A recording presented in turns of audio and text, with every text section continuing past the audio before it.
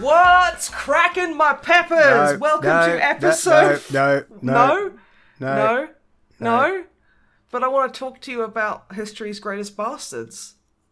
I mean, that's fair, but I think that's someone else's niche. That is someone else's podcast. Oh, I'm not sure. Also, I love Pedrito Pascal. I know we haven't done a podcast in a while, but, we do have an intro. Okay. Well, hey there, family. Stop it. Okay. Hello, and welcome to episode 134 of the MisanthroPod. I am Snipe, and as always, I'm joined by Whib. Say hello. Hello. I'm also joined by the Dramble Bamble. Mathieu, say hello. Hi. Okay, close enough. How are you lovely, handsome, and charming gentlemen doing this fine day? I'm doing okay. It's somewhat uncomfortably warm in our flat, as per usual at this time of year. We do live in a brick oven, yes. But that's fine. Matt, how are you? How are you doing? Yeah, I'm good. I'm surviving on bits and bobs of sleep, so that's fine. We'll come to that. How are you, Snipe?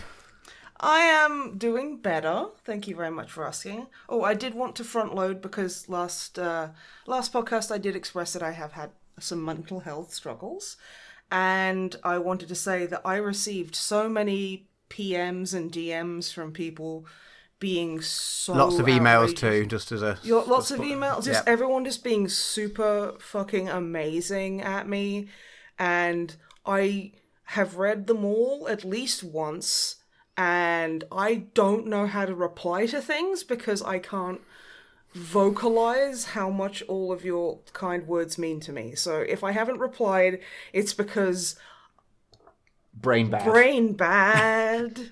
But thank you so much, everybody. It's very nice. I really appreciate it.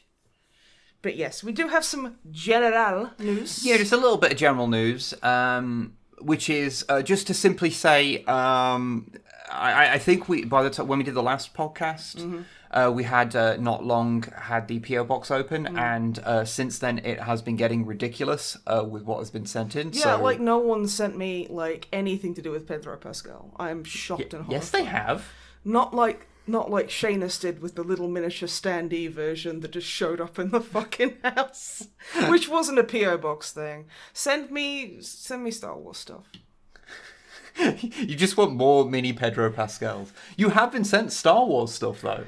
Yeah, I have, and I love it. But it's not all of the Star Wars stuff that my gremlin brain demands, because I'm neurodivergent as fuck, and I need more Star Wars. Okay, well, there you go. Anything Mandalorian, and not just the Pedro, celebrated Chilean American Pedro. You can't even get it out. You're so excited by it. I'm so excited at the idea of someone sending me a Boba Fett. Seriously though, thank you everybody for everything that's been sent in. It has been outrageous, and it has been a little difficult to keep on top of, but that is the most first world problems. So Dromat doesn't have that problem. No, maybe I should open a PO box. Yeah, open a PO box. It's great. People send you Kinder Egg toys from 20 years ago. Actually, no, it wasn't that long ago. It's 10 years ago. But anyway, yeah, I just want to say a big thank you to everybody, because it's ridiculous. But that is not the main thrust of this podcast. Thrust. Yep, good. We're still all on form, I see. Also, do you want to explain why it has been so long since we did a podcast? Well, yeah, because apparently some of us can't stop having children. Like a loser. Yeah, that happened. But seriously, though, congrats, dude. Holy heck. Thank you. Hence the no sleep. Well, more sleep than last time round. But it was a very, very low bar. I think it's just because you become slightly inoculated towards lack of sleep. Maybe, If that were true, which it fucking isn't, I would be completely immune to sleep. Okay, fair. But I think there is a particular type of, like... Baby sleep. Of mercenary sleeping that you have to do mercenary sleeping. When a small child is present in the house. Like gorilla napping. Yeah, like hiding in a plant pot. You have to you sneak it wherever you can. I mean, pretty much, yeah.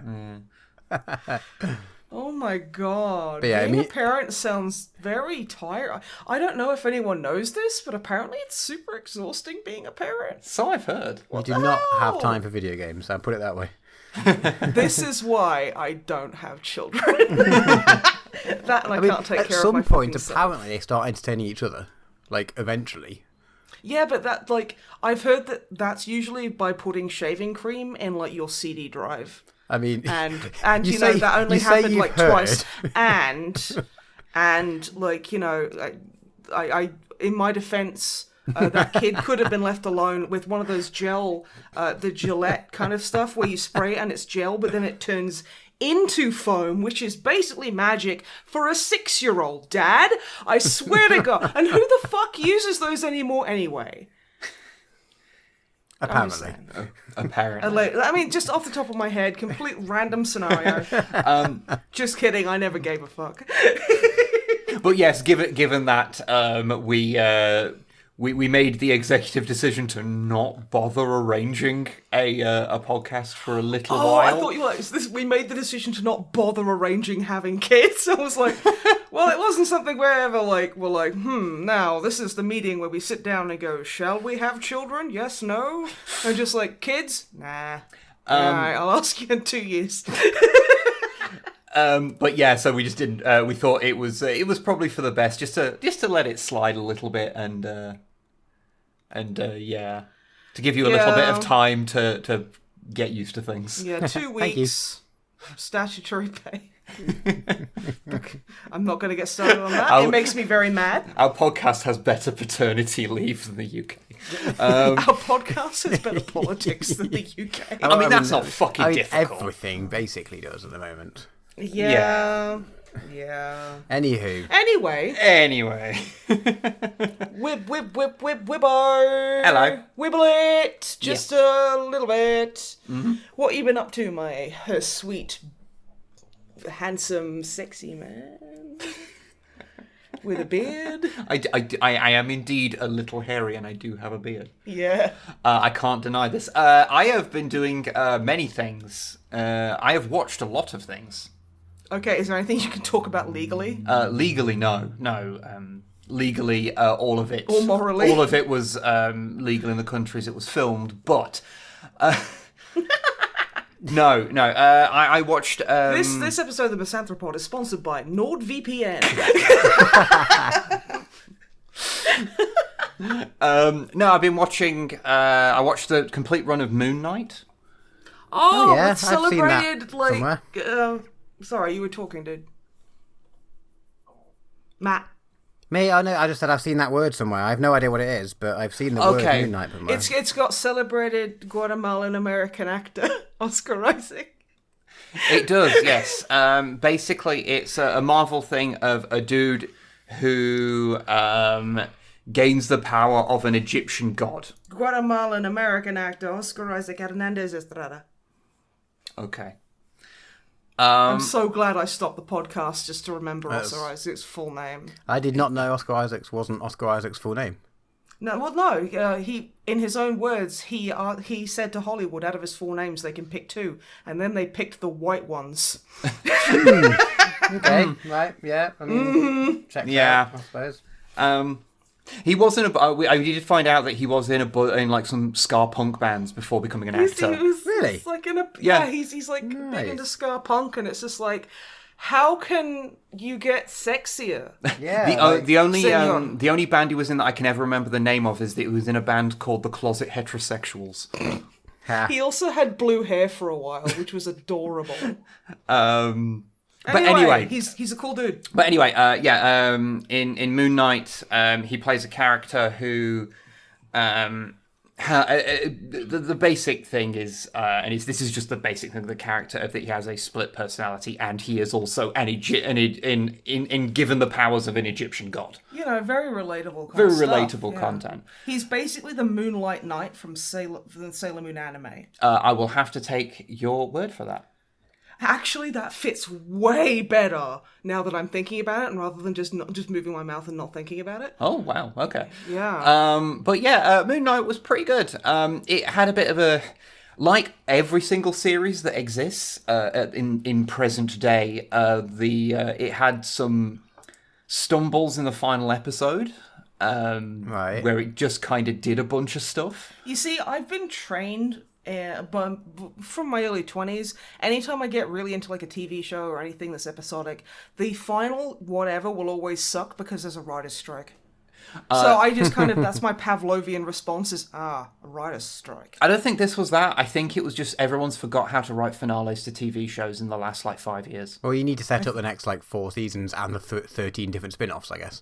This is true. I don't know if that's what happened in this case, but yeah. I don't think he's signed on for another series. Yeah, he is not. He's just gone. Yeah, lol, bye. He's not signed on for any more. So we'll see, because it doesn't. The ending sort of sets up for more, which is a bit weird for something that may only have 1 season. I mean, it does seem to line up. I mean, I don't know. This is just sheer kind of just me with my brain meat using it to words out of mouth. Speculating. That's the one. Yeah, thank you. I'm glad you know what I meant. But around the whole Disney's bullshit with the don't say gay shit, and then he's just like, yeah, no, I'm not coming back for season 2. I'm pretty sure this was all done before that. Yeah. I don't think... The thing is, I know that Oscar Isaac is a massive SJW, so... all I'll say is that I would not want to speculate on someone's politics regarding these things unless they've said something specific. Yeah, no. I mean, he did say something specific. He just kept shouting the word gay over and over again. Well, that was Mark Hamill. He did that too. Oh, okay. But anyway... yeah, so I had a bit of a stumble at the end, but overall it was a pretty fun little series. It was definitely one where I was sitting there and going, I kind of feel like Marvel would benefit from occasionally releasing shows that weren't set within the MCU. Mm-hmm. Because I mean, look at the problem. I mean, look at how well comic books deal with it. Oh, wait, it's a clusterfuck of nonsense and nightmares. Well, it's just because some of the stories feel like they stop being as interesting when they're part of everything else. But if they're a thing on its own, then they feel more like they're important to their own narrative is more important, Also, the Eternals had this problem as well, but the Eternals was also terrible, so, that's kind of a separate thing. But what I will say, though, is that Oscar Isaac's English accent he has in it, whilst it does make sense, his accent is very strange because he's playing an English guy for a large chunk of it. Okay, so I'm going to stop you right there. As someone who didn't grow up in England, and whose mother was English... and would try and force an Australian accent anytime she fucking could. His accent sounds perfect to me. I don't know what y'all are getting mad about. Yeah. It's not terrible, but there's just some... It's like the uncanny valley of English accents to me.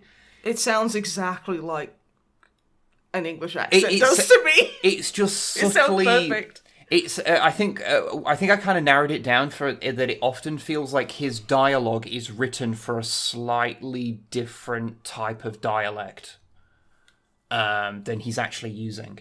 So it leads to this kind of like, or I guess it's the accent and dialect are out of sync sometimes. It feels. You mean to kind of like he's written like a Cockney, but he talks like a royal. I guess that would be an example. It's not that's not what it is, but it is that kind of thing. I'm saying it's akin to that. Okay. Yeah, so it's a little strange. Sorry, the bacon and cheese instant pot mashed potato I had earlier is repeating on me. I mean, that. Did you have another one? Yeah, I ate another one.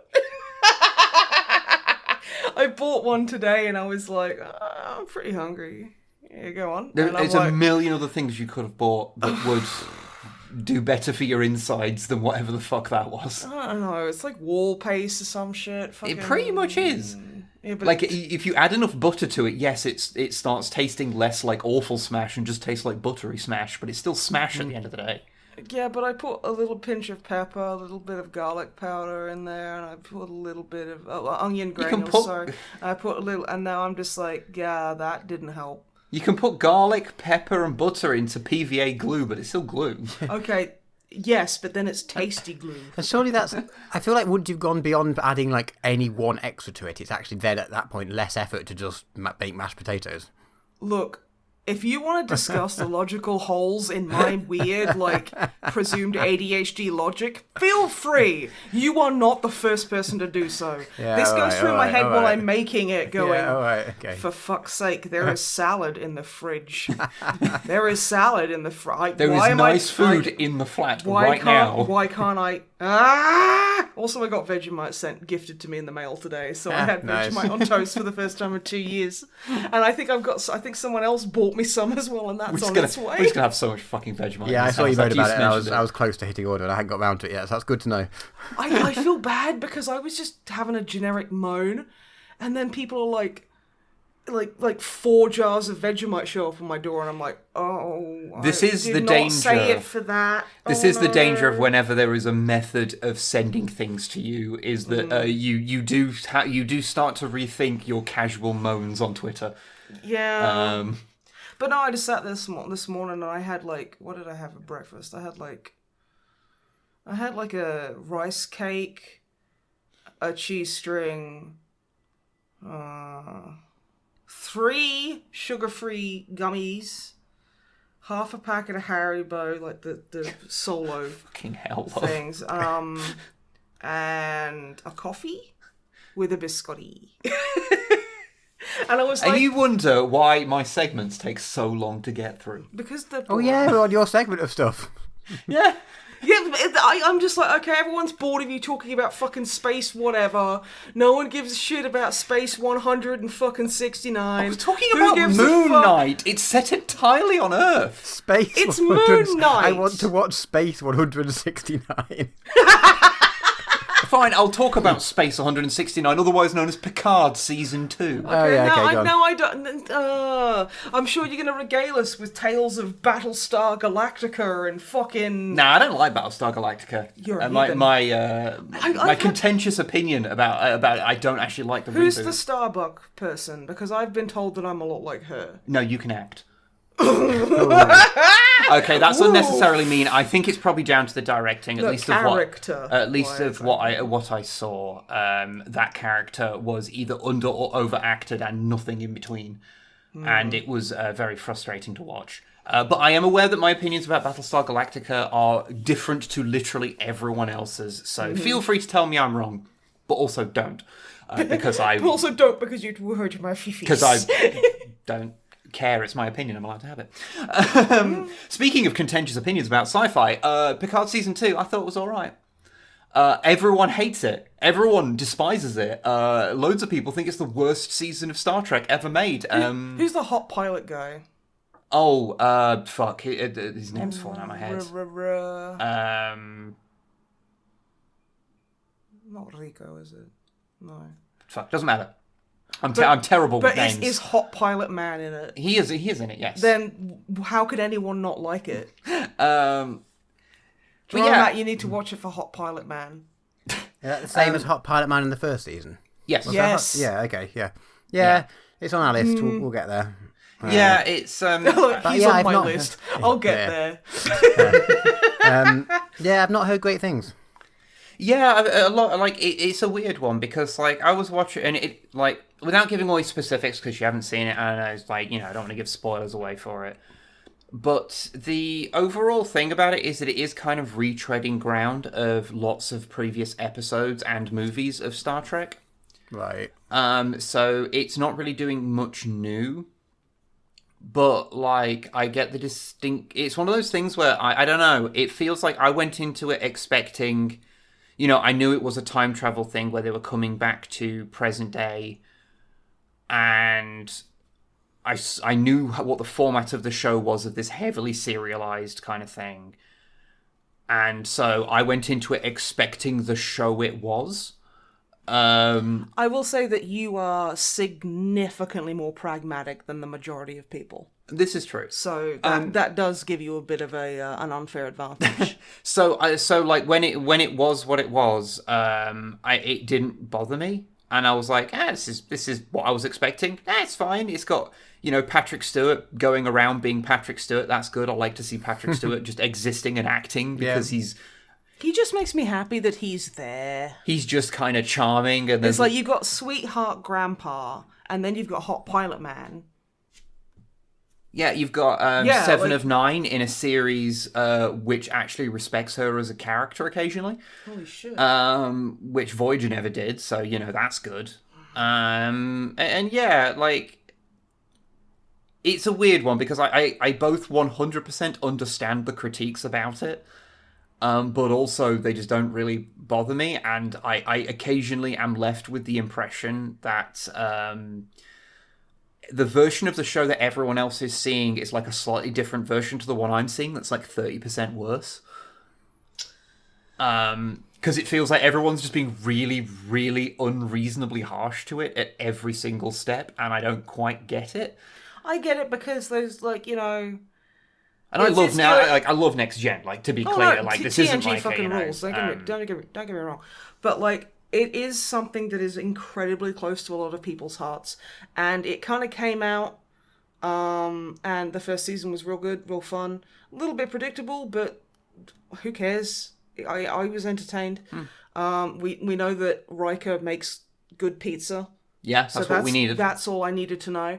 And then, like, you see season 2, and it's like, yeah, there were a couple of plot threads there that were a bit, this could have been done a bit better. And you know that people are kind of like probably quite still built up from the first season. I don't know. The first season, and again, you are a dyed-in-the-wool pragmatist. No, this is not me talking about my opinions. What I'm saying is that from what I've seen from other people, that Picard season 1 did have a fairly mixed reception amongst people as well. Oh, okay. Yeah. So my opinion's completely aside from that. I think this was more just kind of the nail in the coffin for some people, I feel. Okay. But yeah, however, just like Moon Knight, well, actually, much worse than Moon Knight, the final episode is a right mess. Oh no. Oh, it's... Let's just say there's various plot threads that just kind of... You sit there and you go, you could have resolved that. You didn't need that whole extra bit on the end there. It really didn't need to be there. The fixing the misunderstanding was enough. The whole extra thing you did there, not really necessary. And that character you didn't know what to do with, just pasting over the fact that they didn't have an end to their arc with a cameo, that seemed a bit out of place, personally. Fucking writer strikes, man. It gets them every time. But yeah, so that's the thing. And if they didn't do all that stuff, then maybe they could have fleshed out the resolution to everything with Q to make it not seem quite so... I don't know, it feels like... Would you consider that a spoiler? No, because Q appears in episode 1 and he was in all of the promotional material. Okay, see, I weren't paying no attention to that, so... It's a series where Q is the driving force of what happens. So yeah, but yeah, what they did with him and how they resolved it was like, I think the general sketch of it was fine, but I feel like it got rushed through quite quickly, and there needed to be a bit more back and forth. With what was going on, because I don't know, it felt like it went from, like, in the conversation kind of went from A to C and just missed out B completely. You know what I mean? Yeah, I will say there was one scene I saw, which I'm not going to spoil it, but there's a point where he touches a guy's face And the acting, like, Picard touches the guy's face. And the acting in that, I really liked that scene. That scene was great. There's lots of really good moments in the show. But the overarching kind of... Yeah. Like, I want to say, like, my defense of it is not saying it was brilliant. I just thought it was fine. I was entertained by it. It was fine. But apparently I'm in the minority in thinking that, so, whatever. Your mileage may vary. Speaking of another thing that apparently my opinion is more contentious than I believed, which is I watched, this morning actually, the Chip and Dale Rescue Rangers movie. Okay, right. Those words I was not expecting out your mouth, I'm going to be honest. Yeah, well, it was new and it was put on Disney Plus. Okay. Which is a good sign. And it is... I watched a little bit of it with you, and it's just... The only thing I can say is, holy shit, Monterey Jack was voiced by an actual Australian for a change. Yeah, it like, was. Whoa. It was voiced by fucking Eric Bana. Eric Bana? Yeah. Oh, yeah, it's a movie that I'm actually struggling to kind of, pin, like, what it's for. Because... It feels like a copyright thing of like, oh shit, all these characters... They license so many fucking characters, like so many, like Stan's dad from South Park's in it, like for a couple of seconds. What? I'm not sure does Disney own Comedy Central? They own. I mean, probably. They're a monopoly. They probably own fucking everything. Yeah, that's the thing. I think a lot of them are just put under the Disney umbrella. Although there were some that they did have to license, like a handful of like Warner Brothers characters. Yeah, like Batman's in it briefly. It's just kind of like a character pops in and goes, "Hello, I am character," and then that's it. Yeah, so that's the scene. So if you've not seen stuff about it, and if you haven't, then I envy you. It's Who Framed Roger Rabbit, but not as good. Pretty much. Most of the stuff that's supposed to be traditionally animated of toons living in the world are actually 3D animated. That they're a CGI model but cell shaded. And it's really fucking obvious. On some characters, it's not so bad. On Chip, because Dale has the surgery to make him be a 3D rendered character. It's a throwaway joke that never really pays off, except for one joke that could have easily been written differently later on. And so I'm not really sure why they did it, because it just made it look messy and weird. But yeah, so Chip is entirely CGI, despite supposedly being traditionally animated. And I understand why, because there's lots of shots that would have been a nightmare to do with traditional animation, and it does take a lot of effort to do it properly. But it does make the whole thing look a bit worse, But yeah, it's a weirdly unfunny movie, and I don't mean that in that the jokes don't land, although only one of the jokes in the entire movie actually kind of made me laugh. And it wasn't even a laugh, it was just I went, huh. That's referred to as a smirk. Yeah. But just most of the time it's not telling jokes. It's a weirdly the story is weirdly straight. Like it just... Well, there's your problem. Yeah, it just... Need more queers in there. Like me. It just does the whole thing like kind of as is. And though it does have, it gets a little bit goofier later on. I don't know. It just doesn't really work, and it has that real annoying habit of a lot of like meta kind of comedy things, where it goes, oh, it's terrible when in reboots they do this. And then once they've highlighted that it's bad, then they just do it. It's like straight-faced. And it's like, there's one that you can kind of get away with. There is a rap in it, and earlier on you see the Chipmunks, as in Alvin and the Chipmunks, rapping, and Chip is like, God, they do a reboot and they have to make them rap. And then when they are forced to rap later... At least there's like a bit of a setup and then payoff for it. But a couple of times they just say the thing and then do the thing. The annoying thing is it Chip that's voiced by Andy Samberg? Dale is voiced by Andy Samberg. Yeah, Dale is... I always get them confused, because Chip sounds like a Drongo name, whereas Dale doesn't to me. But whatever. But yeah, no, and it's like, and he's rapping and he's bad at it, and it's like, just let him rap. that would have been funnier. Yeah, if he was actually good at it, that would have been a funny joke. Yeah, just like let him actually do that, for fuck's sake. I'm getting mad at it, and I only saw the last 15 fucking minutes. You saw way more of it than you want to believe. Oh, it's only an hour and a half long. It's not actually a very long movie. Oh, Christ. Not by today's standards. Anything else. But it's one of those movies that I do feel a lot of people seem to really like and think it's very, very funny, and God bless you. I'm glad that you got joy out of it, but it seems to be one of those movies that it elicits strong reactions from people. I just thought it was... There's lots of people who fucking hate it, and a lot of people that seem to really like it. So, whatever. Although it has... shall we say, not escaped without controversy, because not only is Chip voiced by, what's his name? Mulaney? John Mulaney? Who... I didn't know that either, holy shit. Yeah, which obviously, at the time of recording, he's, not particularly well liked by a large chunk of people for basically letting a transphobe do a bunch of transphobic jokes as an opener for his set, by surprising a lot of people in the audience. So that's cool to ambush people with bigotry. So it meant that a lot of people were going into it finding it difficult to hearing that voice and being it's still quite raw, and I understand that. And the other bit of controversy is with trying to skirt around spoilers as much as possible.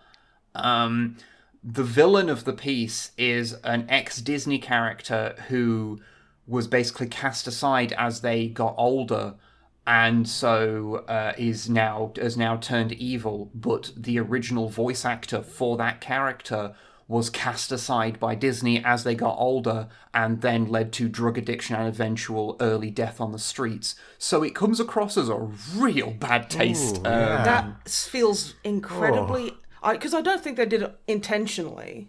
But someone must have noticed. I have to believe that there is still good somewhere. Yeah. Because, it's it could have been any character, but you specifically chose that one. Yeah.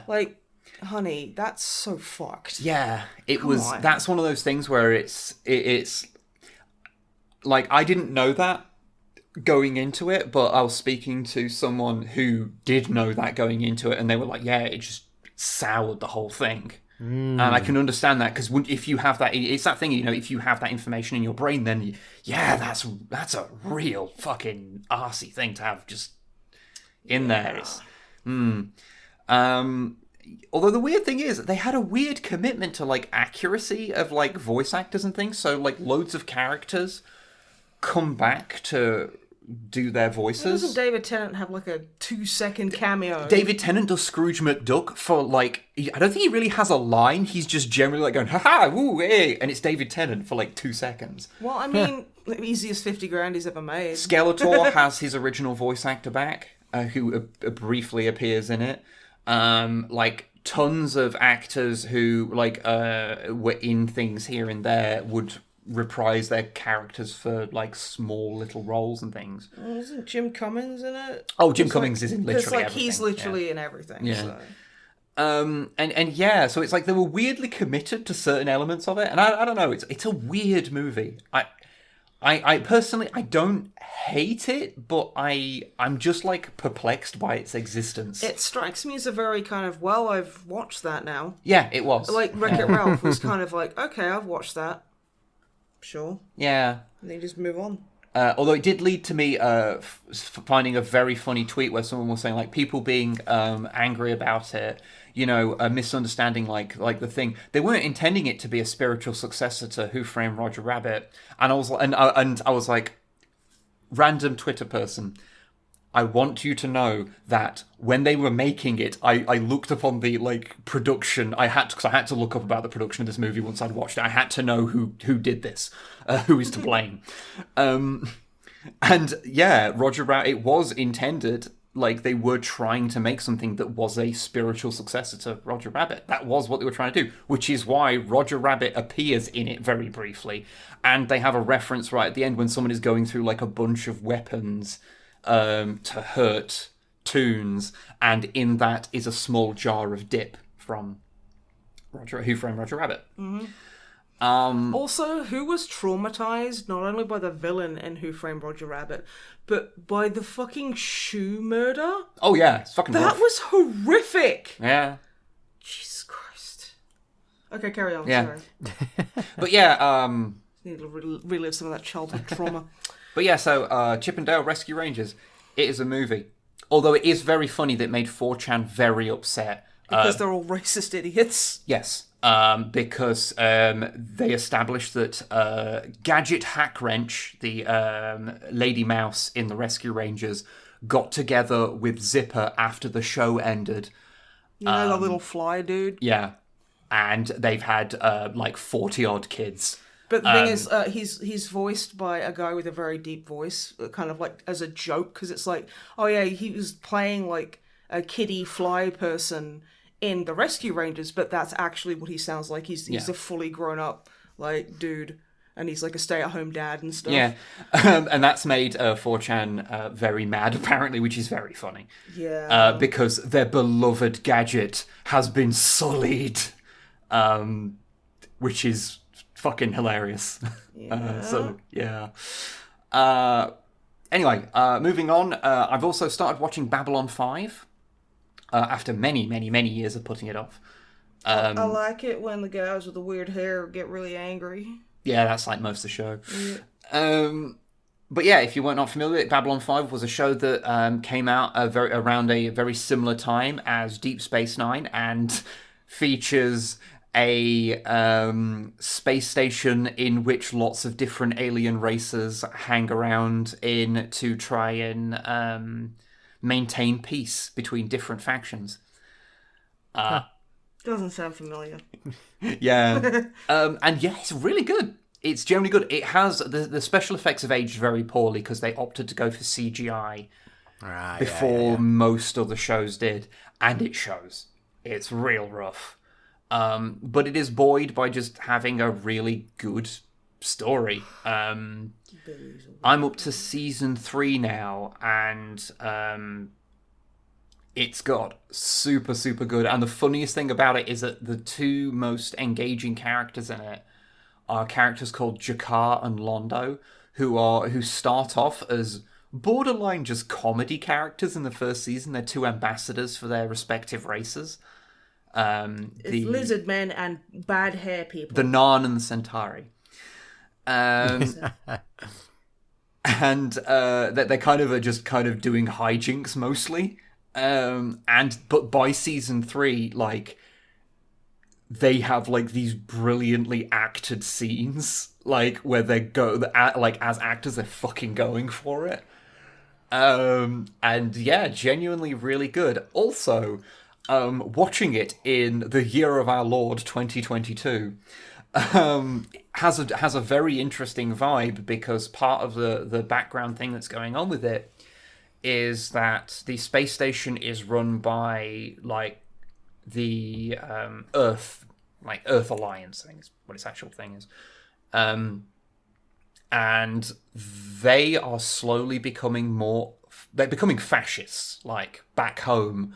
And so on Babylon 5, this space station, you know, light years away from it, they're getting it slowly drip fed through to them how fucked up it is getting back home. Yeah, that's something I want to watch for fucking escapism. And they really have been and like, it's not something they just kind of suddenly spring on you. It's been slowly ramping up over all 3 seasons of the authoritarianism creeping in, like, oh yeah, you know, you can get an extra 50 credits a month by joining the Night Watch, which is just like a voluntary scheme where, you know, you just keep an eye on everyone to make sure that, community safety. You know, community safety and all that. And then it's like, you know, report anything you see that's a bit weird, you know, like, it doesn't matter what it is, like, don't worry, nothing's too small, we'll decide if it's something to be concerned about.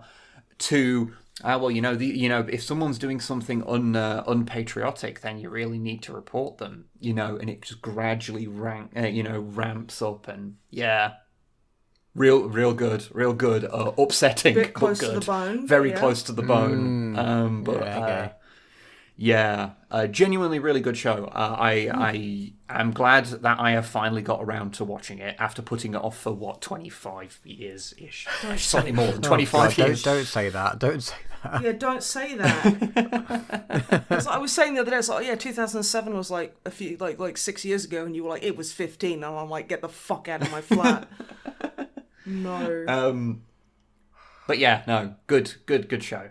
I have played a couple of video games as well. Ooh, nice. I'm sorry, are you bringing video games into our good bullshit podcast? I know, it's terrible. How dare you? I've played Chaos Gate Demon Hunters, which is the new 40k game where you play as the Grey Knights. Apparently I'm in that. Because, like, our friend Longfrang was streaming it, and I got a message from him going, Posh Snipe in the stream, Posh Snipe, and I'm like, what? I got another couple of messages. I think you turned around and was like, Posh Snipe. And I'm like, what the fuck is happening? And yeah, there's a character with grey hair and who's posh. Yeah. So that's Posh Snipe now.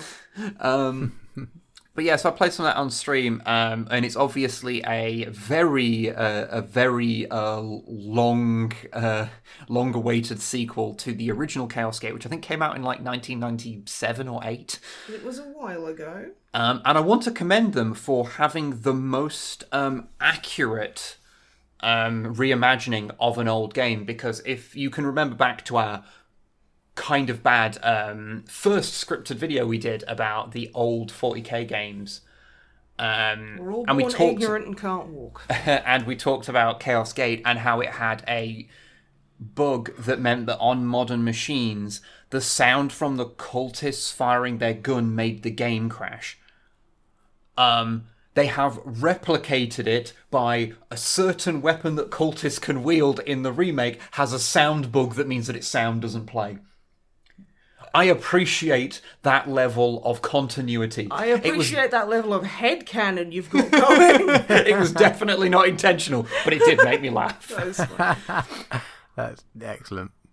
But yeah, no. So the fun thing about it is like kind of a very XCOM-like game. You know, you have a bunch of Marines. You are slowly building up your base to take on these threats, and your Marines can permanently die if they get damaged too much. That's one of the few things that makes me never ever want to get involved with an XCOM-like kind of game. I understand because that. I'm like, no, okay.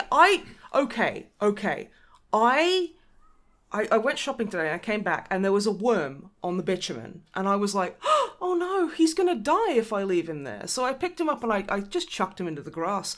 I got 10 paces down the fucking road and then I stopped with this huge swell of just genuine guilt and horror and was like, I just threw that worm. It was probably like, what if I made it feel sick? What if I made it feel scared?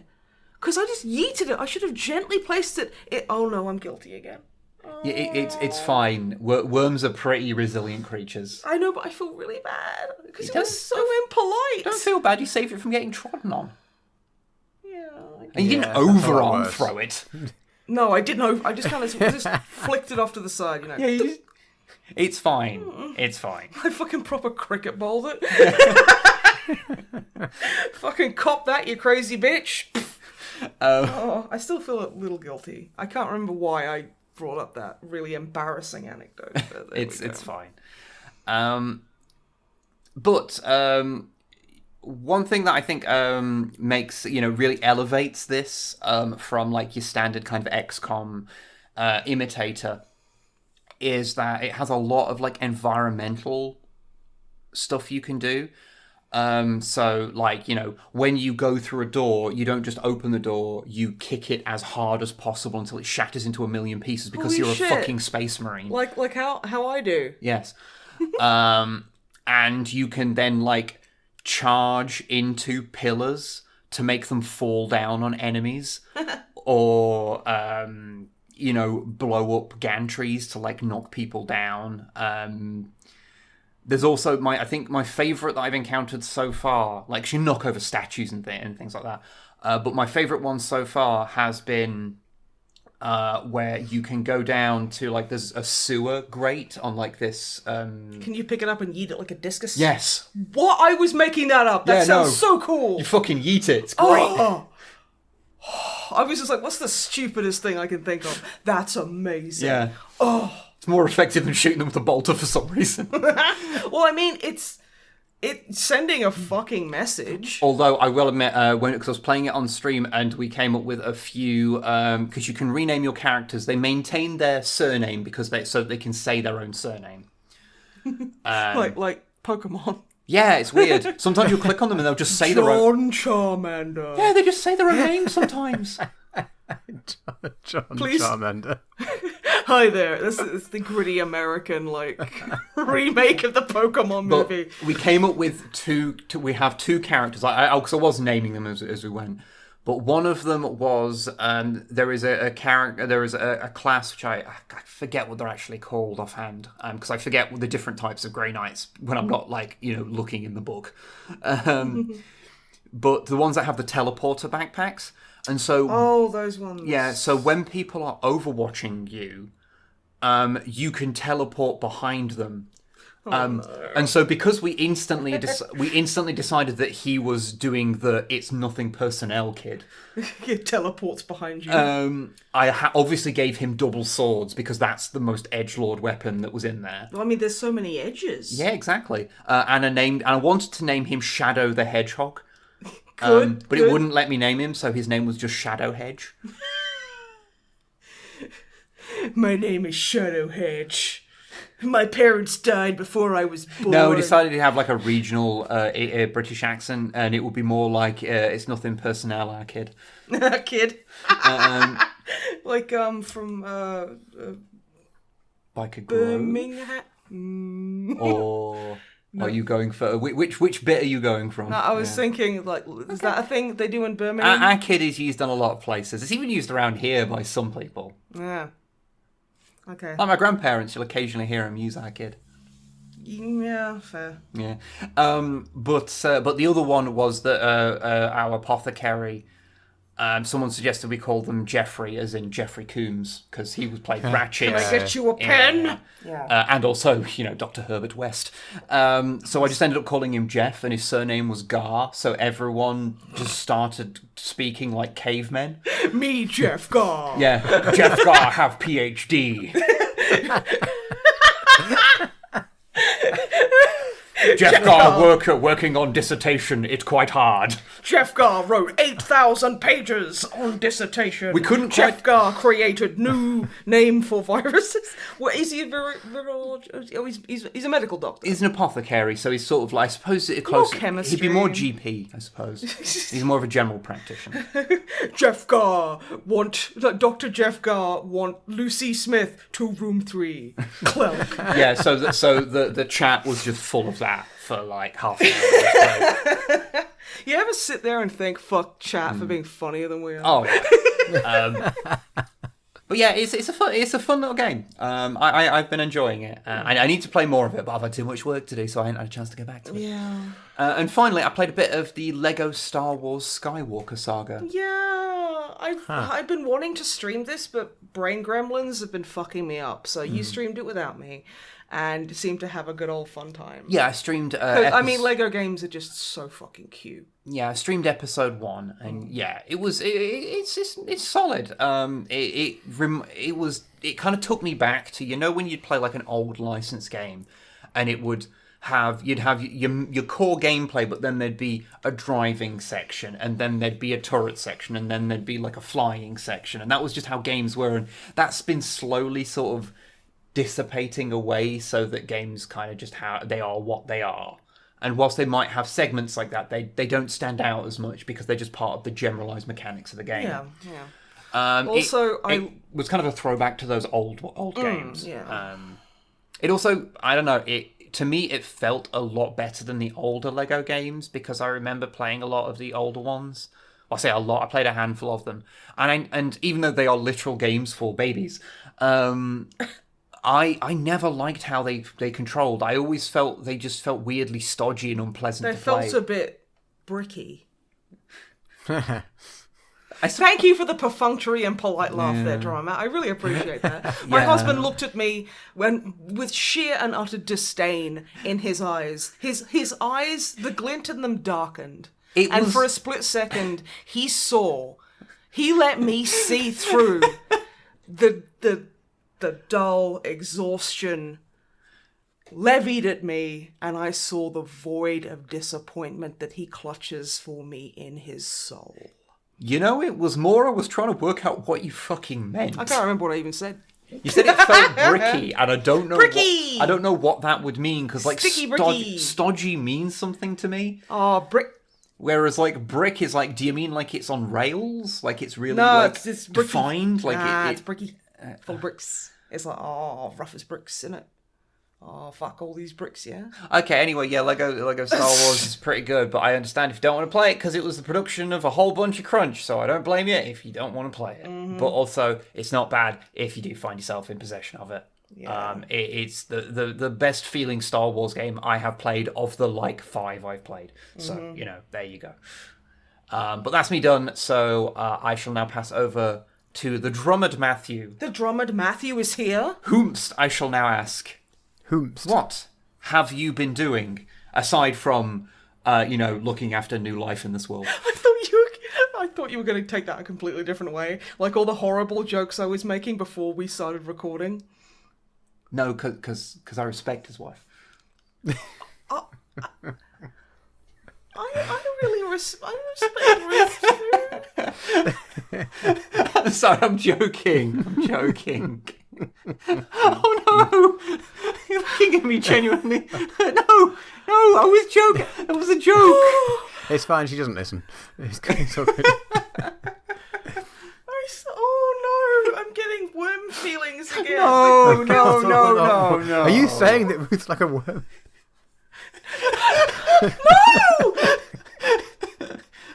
No! Honey, everyone's joking. Everyone's laughing. It's okay. Don't worry. We know you care and you're nice. I'm just verbally an idiot. Yeah. All right. Let's move on. Made a new human, I guess. Wow. Okay. Not done much in the way of. I mean, I didn't do too much apart from a bit of effort like 10 months ago, I guess. I love a bit of effort. We were watching that new Amazon thing where they've got the adverts on, so I had to be quick. But so not done much in the way of games and shit. We've watched some TV though. Oh yeah, it's mostly season 2. It's nothing new in terms of series. So, Gentleman Jack season 2. I mentioned. Oh yeah, you mentioned ago. Yeah.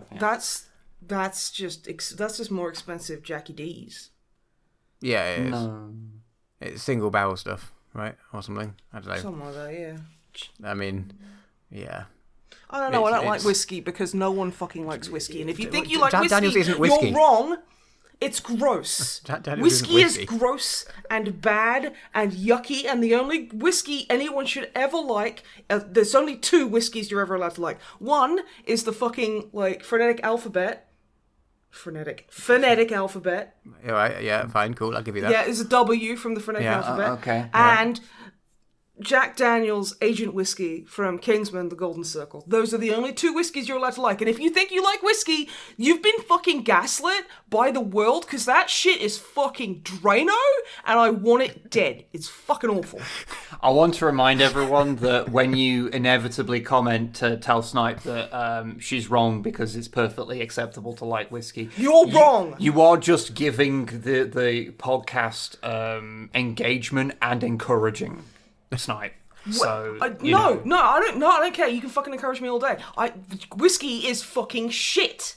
It's shit liquid for twats. I don't even like it, but it's stupid.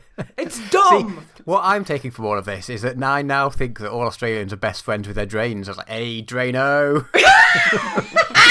Drano. No. Is that not the nickname you give your drains? No. Because okay, I'll rephrase it. If you were to give your pucker. What? Yeah. No, it's not. You just made that up. Oh yeah, you know what we call ice poles over there. All right. I don't want to tell you. All right, come on. Super dupers. Super dupers.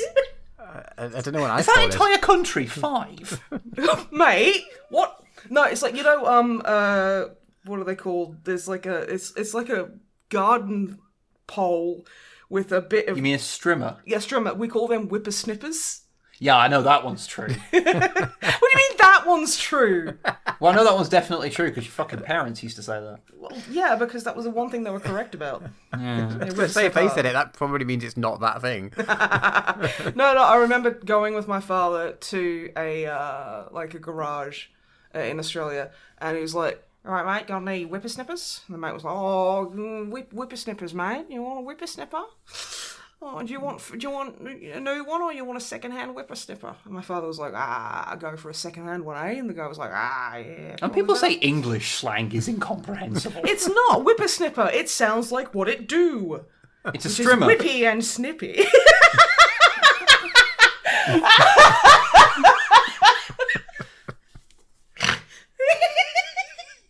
The look that you just fucking gave me. Oh my god. Fucking Australia, man. I mean, fair. Oh yeah, Gentleman Jack. So how's that fucking shit-ass whiskey? Season 2, you said? Yeah, it's good. It's interesting. So season 1 was, I don't know if anyone remembered me talking about it. It's about history, not Victoria. Who was before Victoria? Tudor.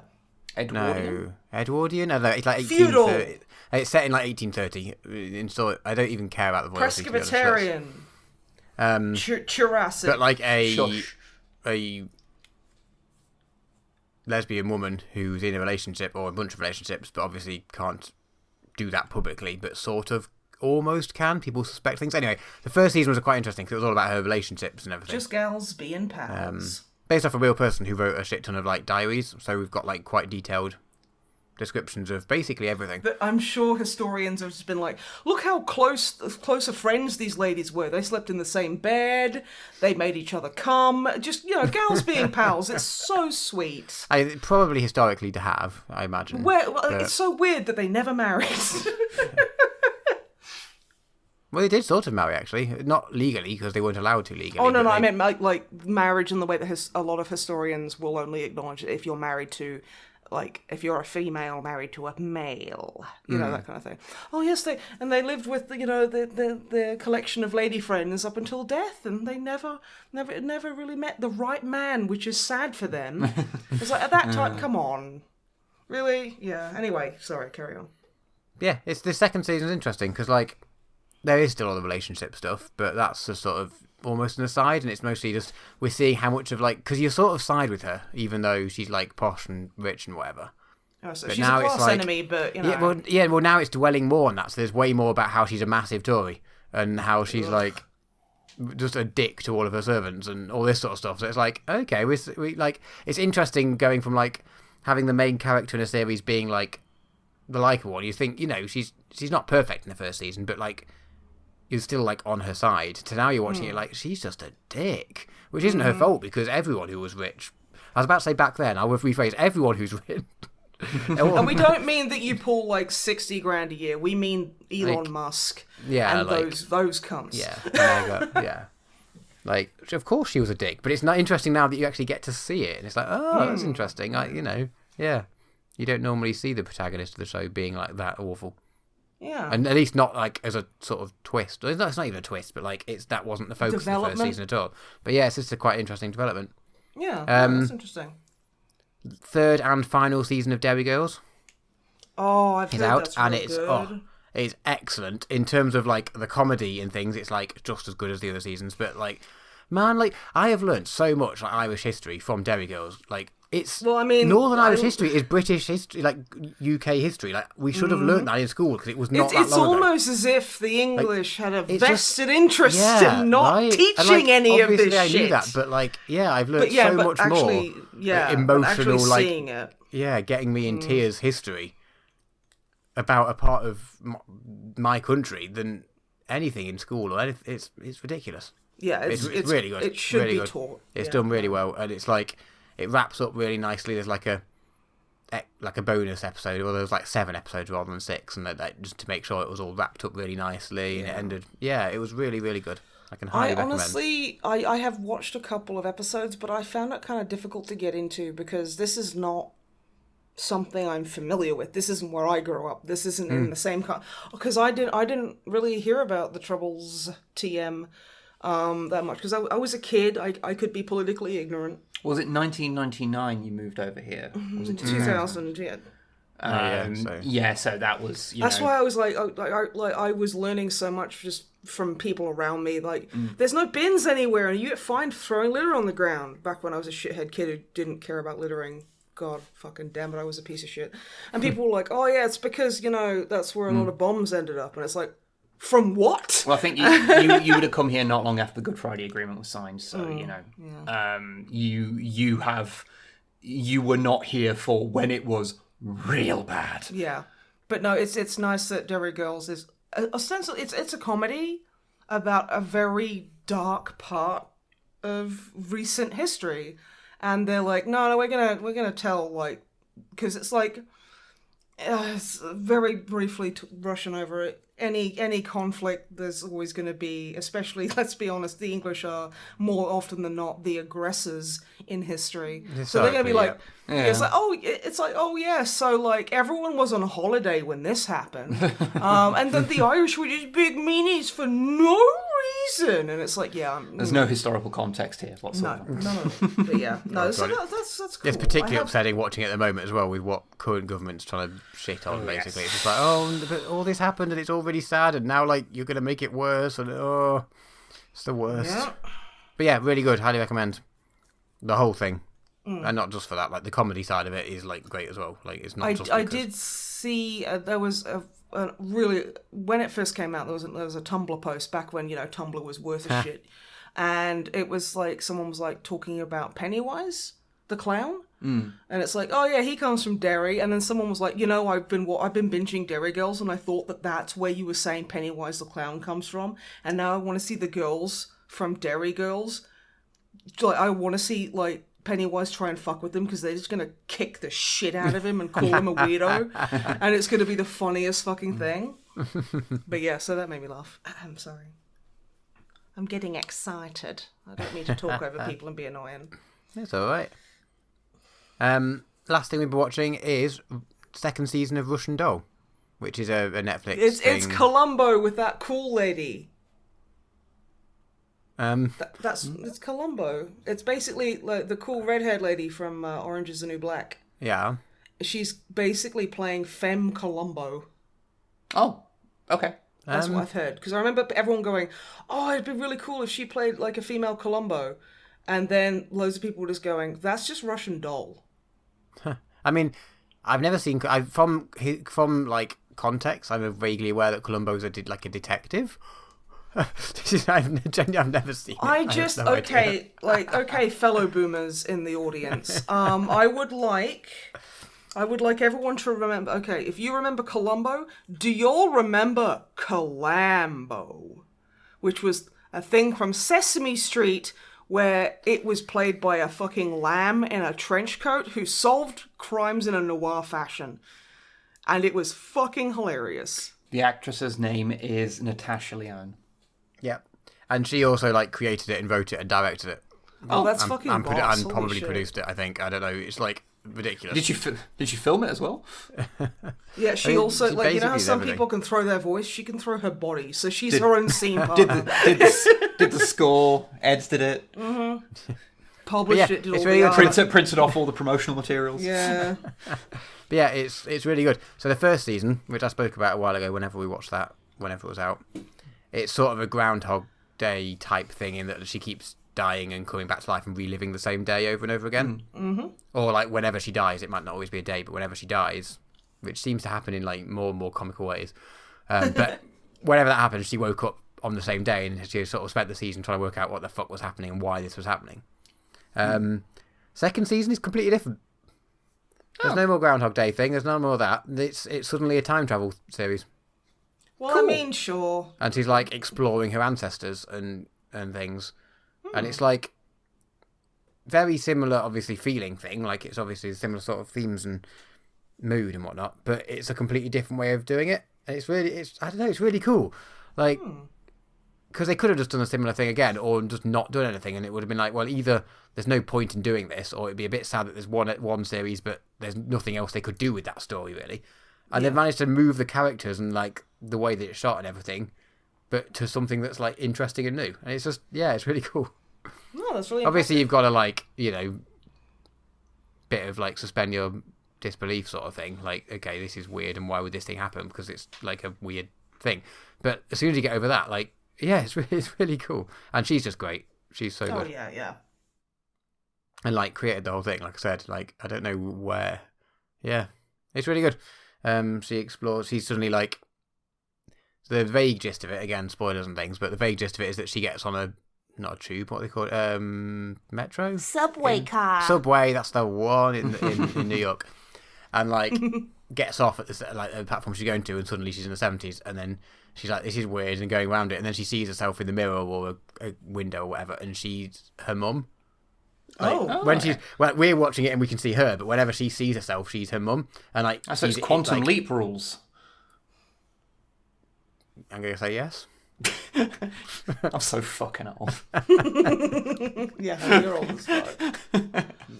And then it turns out she does that to like other various family members through the past and tries to chase down this big detective thing. So I guess that's where the Columbo thing came from. I hadn't seen that. Yeah. But yeah. And she's like trying to solve this historical thing and trying to see if she can like change like various shitty situations in the present by changing the past, and potentially learning that she can't do that, but we've not finished the series yet, so I don't know whether she can or not. But yeah, it's really good. Cool. And yeah, even the first season's really good as well. Like it's you know, the whole repeated day, Groundhog Day type thing. It's been done, but it does it interestingly enough that it's worth it. And then the second season kind of came out of nowhere. I didn't even know they were making one, because it was like, well, that wrapped up nicely. I won't bother investigating as to whether they've renewed it. And turned out they had out of nowhere. Netflix was like, you'd like this? And I'm like, oh, yeah, cool, nice. Yes, I would. You crazy son of a bitch, I'm in. Yeah, can recommend.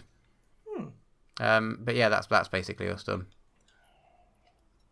I mean, you do have an excuse. You did kind of like produce a human, so, you know.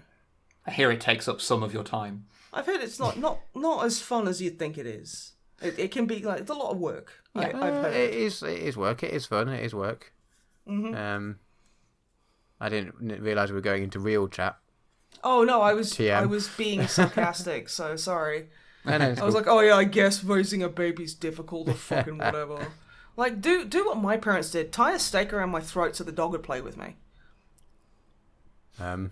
Did that? I don't want to ask if that actually happened. I don't think so.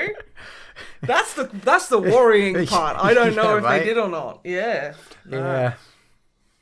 I mean, my father probably rubbed barbecue sauce on me and yeeted me outside at one point. But, you know, that's just the way he was. Yeah. Yeah. I'm glad he's dead. Anyway. We can hope. Anywho, Snipe, what have you been up to? Oh, I've actually been up to some stuff. Noise.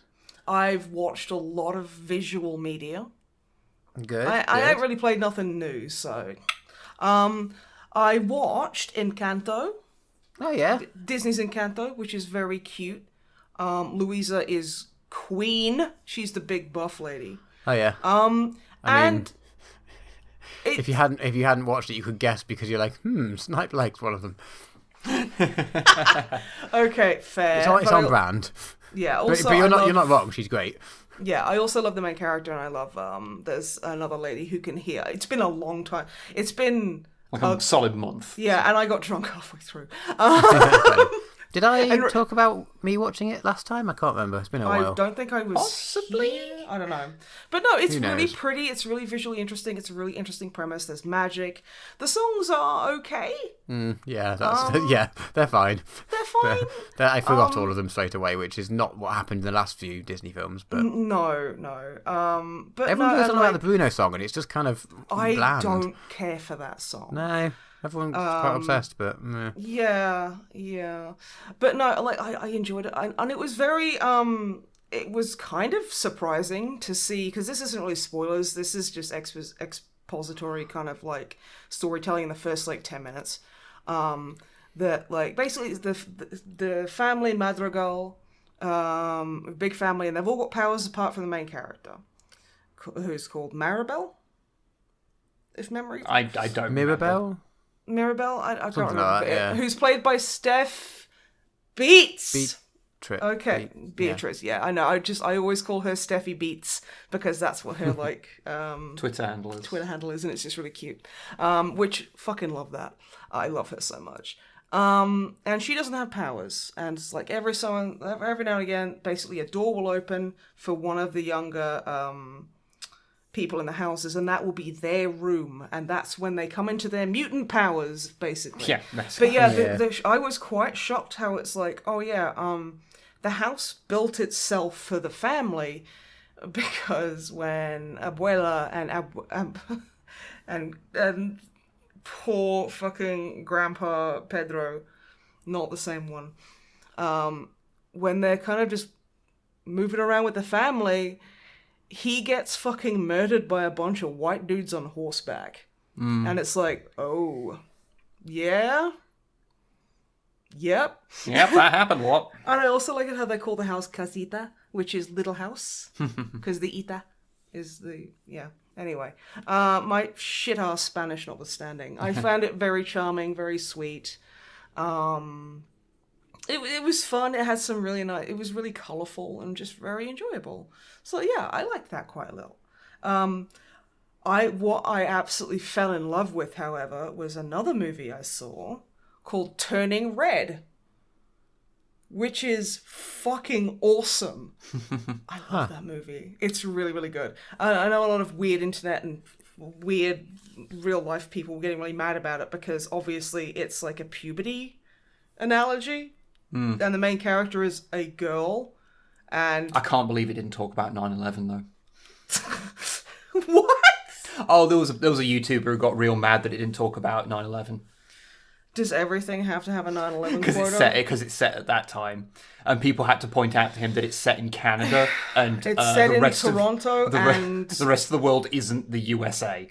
Yeah, and also like it's a kids' movie about puberty. Yeah, I don't see what do they want the characters like? Do they want May to stop mid like silly scene and go, and at this time, the 11th of September. Oh, they're just a weirdo. It's a weirdo reactionary YouTuber. It's like you're just mad because, you know, it's kind of low-key, like, talking about, like, AFAB puberty. Yeah. And you're mad because you've remembered that femmes exist and probably don't like you because you make 4-hour screeching videos about how this fucking kids movie didn't explicitly mention the Twin Towers collapsing. Yeah, it's just a weirdo. It's just some fucking weirdo. Don't worry about it. But no, I love it. The art style is super fucking cute. And honestly, some of it was so aggressively relatable. So, the main character, May, she's like early teens because, again, puberty analogy. And she's got a really awesome group of friends and they're all obsessed. I can't remember the name of the boy band's name, but they're all obsessed with this, like, boy band.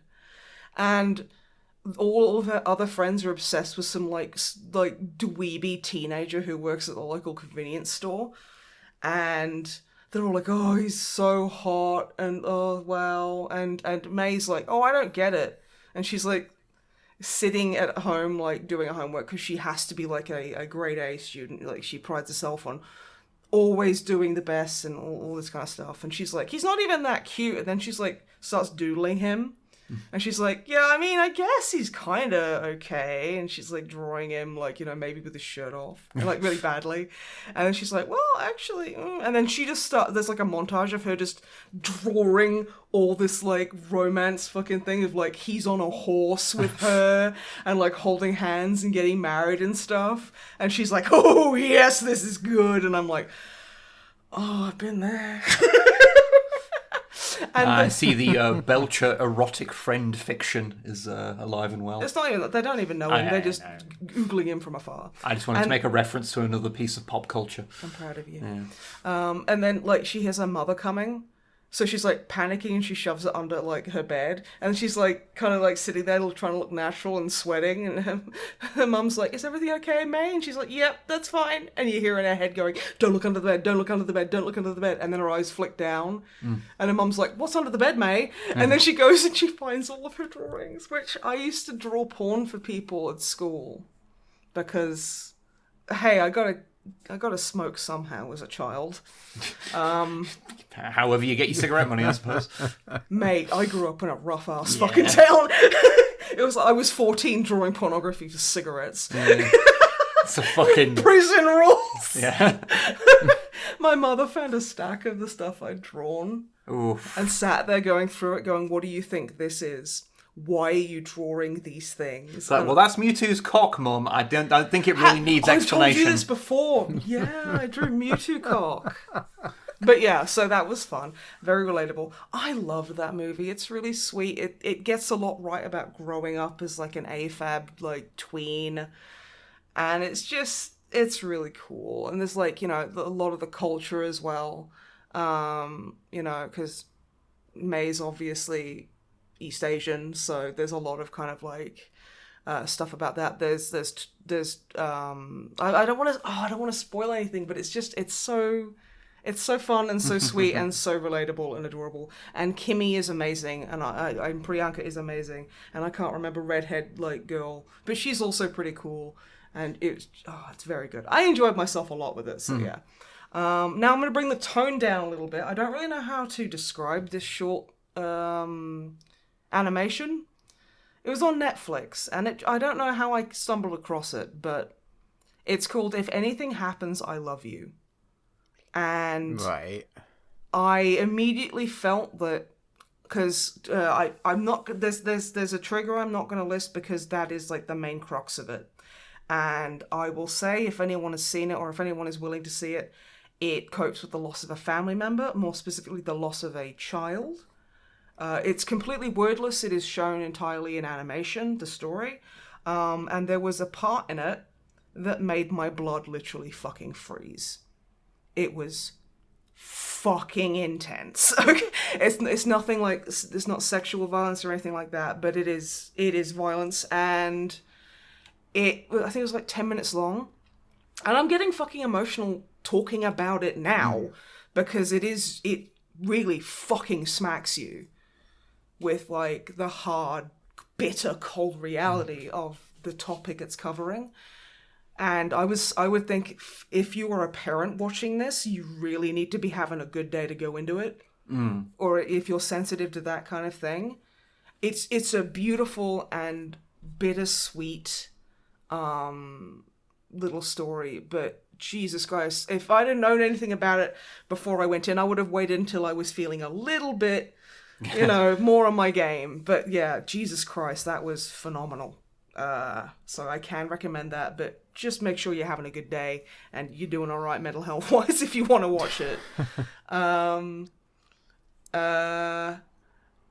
also watched Triple Frontier, we should bring it back up again, which stars celebrated Chilean American actor Jose Pedro Balmaceda Pascal.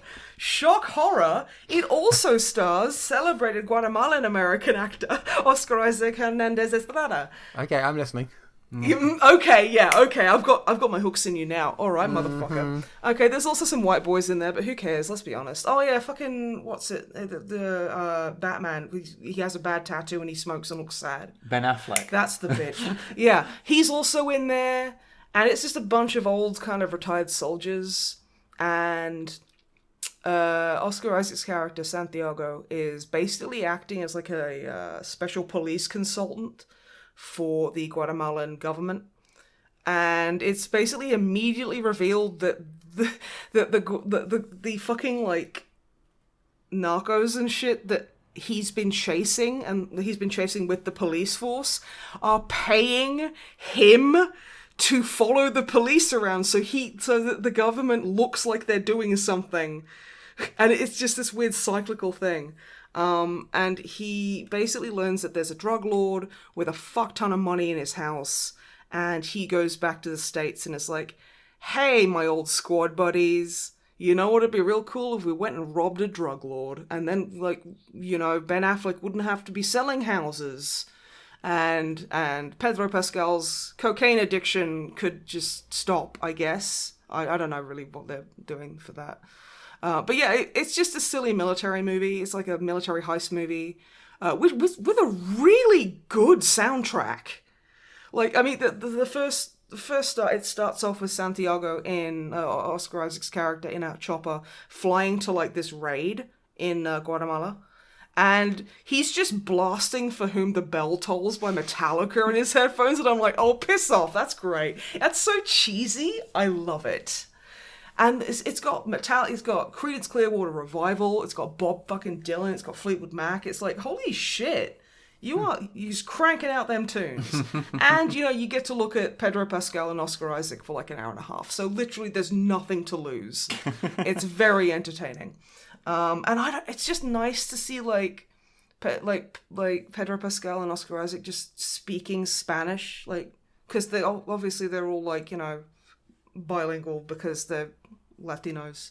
And it's just nice to see them in a movie just chatting away in like Spanish, it's really, I don't know, it's cool. It's nice to turn your brain off, look at handsome men running around being wet through in the jungle. Fair enough. Yeah.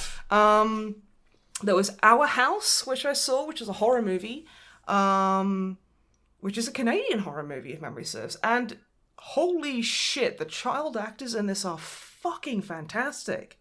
They are so good. There's like a teenage boy and like their college age brother, and then there's like the 8-year-old girl sister. And yeah, the teenage boy and the little girl are fucking amazing actors. Like, holy shit. It basically deals with loss of parents pretty much instantly, and the guy, the college dude, I wish I could remember names, I'm terrible.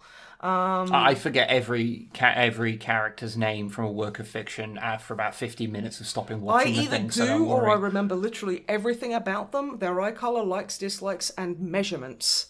There's no in between. No, I have to have been watching a series for like 10 years solid, like Next Gen, to be able to remember characters' names. You forget my name occasionally, it's fine. In fairness, how often does anyone call you by your actual legal name? You mean my government name? Gross. Yeah. Yeah. But yeah, no. And the college dude has been making like a thing that's... I think it's supposed to be basically like just in it. What it does is it's like a little generator for power. And if you just put your phone like anywhere near it, it will charge your phone. But it's like really good, like because it'll just charge everything, and it's so he's trying to get this thing to work, but it turns out it doesn't do that. It's just when it's turned on, it makes ghosts happen. Oh yeah, normal. The kids start seeing their parents, like the little girl does. She starts seeing her parents and chatting with them and talking to. There's like another ghost in the house, and. And it's like, because they miss their parents, they're keeping this thing on, but then something starts to go a bit weird, and the neighbors, like, my wife died 6 months ago, and I just saw her in the bedroom. What the fuck is going on? He's like an older dude, and he's like trying to look out for the young'uns, because, obviously their parents have died, the guy had to quit college, and... It's a pretty grim situation, so... But no, it's really good. I really liked it. Just, like, the teenage boy is such a good actor. Like, he is just... His heart is out there, and he's doing an amazing job. Okay, now I want to bring it down again with a shitty movie. So, I saw Scream 4. You saw bits of this. It's literally like, hey... I saw like 10 minutes of it, and that was more than I wanted to see. Yeah. It's basically, it sits there and looks at the camera and goes, do y'all remember the guy from Scream 2 who was like, meta, and how that was super fun? Every single fucking character in this movie is doing that, and it's so fucking tedious. Sounds like you just watched a horror version of Chip and Dale Rescue Rangers. No, because I actually have strong feelings about this. Oh, okay. Like, and it starts with like 4 or 5 fake starts that are like, because in the Scream movies, there's the in-universe movie version of what happens to Sydney, and it's called Stab. And it's basically... Didn't they actually make a Stab movie as well? I don't fucking care. Like in real life. It couldn't have been worse than Scream fucking 4, so... But yeah, and they're like... There's like literally 4 fake starts.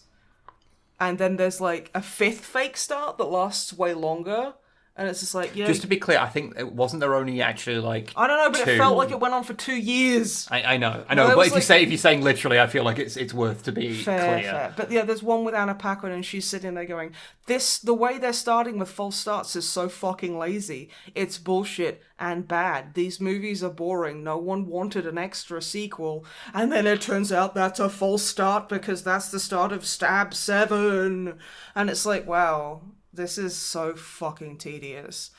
And then there's a part with 2 cops in a car because the fucking Ghostface killer's like, oh yeah, I'm just gonna be fucking around and murdering people because that's just what he do. Sorry, I like you calling him Ghostface Killer. It's just a member of the Wu-Tang Clan just going around murdering people. No, but his name is Ghostface. His name is Ghostface, yes. Yeah. He's a member of the Wu-Tang Clan going around. Yeah. That would have been a way better movie. Stab you, just go, Wu-Tang! Yeah. Fucking again, that would have made it so much better. And there's the 2 cops are sitting in a car because they're stationed outside of Sydney's fucking house. Also, they do the fan fiction thing of, oh, it starts off with a young teenage girl and she's like, oh yeah, my cousin Sydney. It's like, wow, you just bringing in the magic cousin. Wow, okay, cool.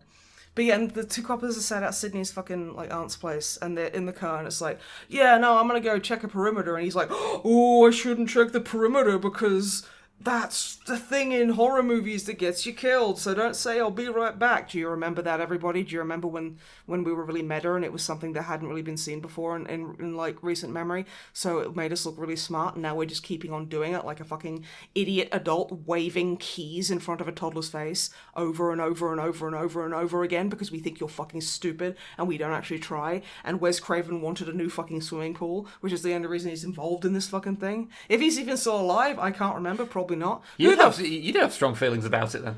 I do, yeah. And it's just like the fucking the white cop is killed, and then the black cop gets stabbed in the forehead with a kitchen knife. Which, okay, now I'm not going to tell on myself too hard here, but if you stab something with a kitchen knife, there's no fucking guard on there. This is the fucking thing I'm having trouble with. I know, but it goes 7 inches into this man's brain. That is through skull. And it's there's no... Fuck off. Okay, whatever. That's stupid. Moving on. The cop staggers out of the cop car because he's been stabbed in the brain. And the knife is still in his brain.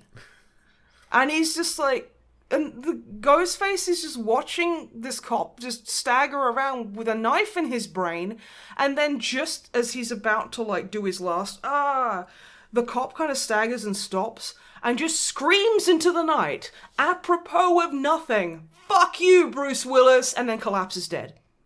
And I'm like, is this a joke I don't get? This has not been mentioned at all throughout the entire movie. Why do you hate Bruce Willis? I mean, there's reasons, but I want to say it is a joke based on the Sixth. If it was just, it's got to be something about Bruce Willis was a ghost the whole time. Yeah, I want to say it was a Sixth Sense joke, but I also don't understand why. That's the thing. It's it tries to be funny, and you just sit there and go, you thought that was a joke. Maybe it was they did several takes, and he said something That's random. What it feels like. He's just, there was yeah, man, just be random. Yeah, he said something different at the end of each one, and that was the one that they thought was the funniest then, but it has not survived further into it when the reason why it was funny is somewhat lost. We may never know. The biggest issue with this scene is that it is played like a horror killing, like a killing in a horror movie, and then it ends with a fucking comedy zinger, and it's I've just watched this man act his heart out about being stabbed in the brain and dying, and then shouting "fuck you, Bruce Willis." That's watching a part in I don't know, I haven't seen the movie. Well, but let's watch the fucking Green Mile where John Coffey dies, and then it's someone turning around and going oh, looks like he got a little hot under the collar, and then a laugh track playing. That's how it felt. Music starts. It was just so what were you trying to say with that? What? I mean, to be fair, the Scream movies have always sat on that weird line where they're... I mean, they've always been kind of a little bit parody anyway, but this is they've always been kind of a half comedy, but in a way that isn't funny. Yeah, but no, this is a way where you can feel the writers tried to make it funny, and it's like the fact that I can feel that you tried to make it funny makes it even more unfunny, and it really pissed me off. It's not even so bad it's good. Just don't watch it. It's just shit. Now I will talk about the last thing I've done, and honestly, my new favorite fucking movie. The Unbearable Weight of Massive Talent, Yes, starring Nicolas Cage and celebrated Chilean-American actor Jose Pedro Balmaceda Pascal. I've been saying, like, I know that you went to see that. Why aren't you talking about it? Because I wanted to save the best for last, because I fucking love this movie. This movie was so good. Okay, I have been hyped about... Can I just quickly say something? I also went to the cinema to see this, and yes, it is a funny movie. It's a very good movie. And I say this as someone who doesn't have a hyperfixation upon Pedro Pascal. On who? Just once. Say no, once. I'm not justifying this. Please? Yes, it is a fun movie, and I think it was worth watching. Yeah, it was great, and I was. And I'll let you. Thank you. I was there. I was there at the doors for the first fucking showing, the first fucking day it was available to be seen. I ordered specifically so I would get a free poster, and I have framed that poster, and I love it. Oh my god, I love that movie. It is just so good at what it does. For like talking about like Scream 4 trying to be meta and funny with it, The Unbearable Weight of Massive Talent is so fucking funny. And whoever has done that, whoever wrote that, obviously was a super fan of Nick Cage, because Jesus Christ, there are some deep cuts in that movie and they are so good. And has also done a bunch of drugs and knows how they affect you. You know, when it's like, oh yeah, I smoked weed and now I have an LSD thing, and you're like, not really, no. No, these people have had LSD. These people have had fucking... weed, like, and it shows, and it's funnier because of it. You say these things from no experience whatsoever. From an alternate universe version of you that has done these things. Has done these drugs, but I've never done a drug, not even once. It's okay for the uninitiated. It's Nicolas Cage playing himself, which already I love, because Nicolas Cage. You can watch any movie with him in it, and you will enjoy it because Nicolas Cage is so fucking enjoyable. He is so great to watch. He is a pleasure to what's the P word that means look at? Perceive? Perceive! He is a pleasure to perceive. I love that man. He is amazing. And he looks weird with a beard because it just looks like a bunch of carpet, because the way he's like... You know how some people have... Okay, I'm getting carried away. But no. Celebrated Chilean-American actor Jose Pedro Balmaceda Pascal plays Javier Gutierrez, who is an eccentric, fucking, olive grove owner from Spain, who's like, it's his birthday coming up. He is obsessed with Nicolas Cage. So he's like, he sends that and a screenplay he's written, because he's obviously written a screenplay for Nicolas Cage to star in, because, of course, to his manager. And Nicolas Cage is doing the actor playing himself in a movie. I tend to refer to it inwardly as the Bruce Campbell effect, where they always play themselves but shit, and play up the fact that they're like, you know, they're known for like cheesy, silly movies or whatever. Yeah. So it's like, it's very much like My Name Is Bruce, but without the racist caricature. Very much so, yeah, because Jesus Christ, that movie was... Ooh. And it wasn't anywhere near as funny as this movie is, so... especially because Pedro Pascal is playing it so earnestly, because he didn't really have to act, because he is actually a super fan of Nick Cage. And I saw the director and writers were like, yeah, we had lunch with Pedro, and while we were eating, he was like, look, I really do want this part, and if you don't give it to me, that's okay, but I just want to spend this 2-hour meeting gushing about Nicolas Cage, because I love that man. And it's just like, yeah, no, perfect fucking casting, but then again, I'm going to say that anyway, because... Yeah, of course. Duh. Yeah. But yeah, so because Nicolas Cage is having trouble with roles, and he owes the hotel he's been staying at $600,000, he decides to take Javi up on his offer and goes and hangs out with him in Spain. and hijinks ensue. It turns out that maybe Harvey isn't just a simple Olive Grove tycoon. Maybe he's dabbling with some more illicit substances. And it's like, as Nicolas Cage gets off the plane on one of Harvey's private aircraft, I think it's like the CIA have a couple of agents waiting for the thing to land, and they're like, oh my god, it's Nicolas Cage. Why is he on Mr. Gutierrez's fucking plane? So they basically get him to spy on Harvey for the CIA, which is very interesting, and it's fucking hilarious. Oh yeah, I forgot, I also saw The Bubble, which is, it's got Pedro in it as well, and it's only really interesting because David Duchovny's hilarious and Pedro Pascal is great. That's it. But yeah, no, The Unbearable Weight of Massive Talent is honestly, Darlin, was I beaming for the rest of the day? Yes. Because I genuinely, it was so fun and so, it made my day. It was so just sweet, and it celebrated stupid, shitty movies that, yeah, people might turn their nose up at, but you know what? Everyone loves a silly, fucking cheesy movie. And it's just, you can... Everyone loves Con Air and like, Face Off. Face Off is... okay. Objectively terrible films, but they are fun. But the thing is, they're so fucking entertaining. So, whatever. But no, fantastic. Absolutely fantastic movie. I cannot wait to get it on DVD. Blu-ray, because I'm not a fucking dinosaur. But yeah, no, oh my god. And yeah, you'll probably notice the poster from it will, whenever we film a video where we're at the computer... you'll probably notice it behind us, replacing the Godzilla thing that was back there. Yeah, well, I mean, we've moved Godzilla now, so... But no, I could gush about that movie all day, and if given the chance, I probably would. But yeah, no, that movie made me feel happy. It just made me feel happy. It's my new comfort movie, and it's nice. It made me feel nice. But yeah, that's all I've been getting up to. Thank you very much for listening to my... rambling and whatever. Okay, so questions then, which I'm a little terrified by since it's been so long. Yeah. Don't worry too much, it's not too bad. Okay, good. If someone wants to send us a question to be answered on this podcast, which hopefully the next one won't take like 2 months. It depends if like Drama Matt's deciding to like, have another baby, I guess.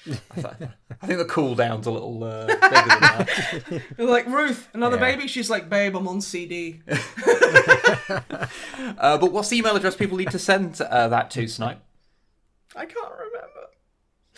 onlydrummermat@gmail.com. Close. thedrummermat@gmail.com. Better, closer, warmer. No, I think that's right. Fuck, what is the email address? It's in the description of the YouTube video.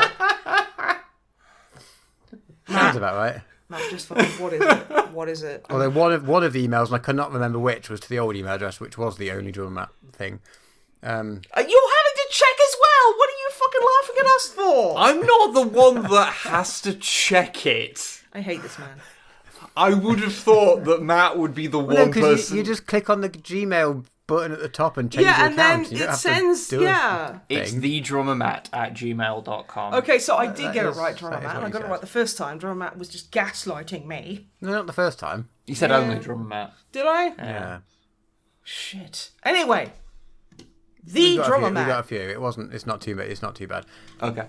Well, there was lots of emails passing on their various best wishes and things to you, Snipe, and saying thanks for talking about what you spoke about last time, mental health. No, honestly, genuinely, thank you so much, everybody, and I am sending hugs and high fives and whatever you're comfortable with, because you all are fucking powerful, and thank you for.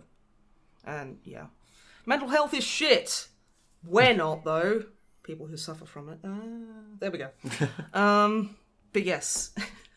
But yeah, we got a few questions. So first up, 6 foot alligator. I love that name, and hello. My question for the ever dastardly and always dynamic duo of Snipe and Webb is thus. Not you, though. Fuck you, I guess. I get my own one in a minute. You all don't like Drummer Matt, okay. Where and how did you get that life-size cardboard Escher Ganger? Oh, you mean the one that I got a couple of dudes on Twitter calling me a fucking liar about? At our local GW. It was the store birthday, I think. It was the store birthday. They had a silent auction. And if you bought something over a tenner, you got one raffle ticket. Well, like one bid. Yeah, one bid. It was like they gave out like little scraps of paper, and basically you would write down.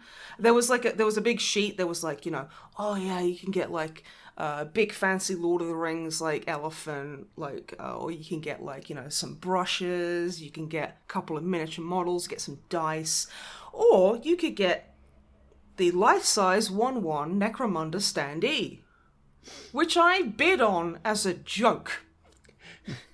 Because you only had one bid, so you were I like, had one bid, and I was like, I'll do a joke bid. There's no fucking way I'll win anything. So did you have to like bid money? Or... No. It's just if you bought something over a tenner, they just gave you. I think it's every tenner you spent, they would give you another. I think we actually just needed something anyway when we're in there. So. Yeah, so I think you bought like grots or something, because that's pretty much part of the course. Yeah. Checks out.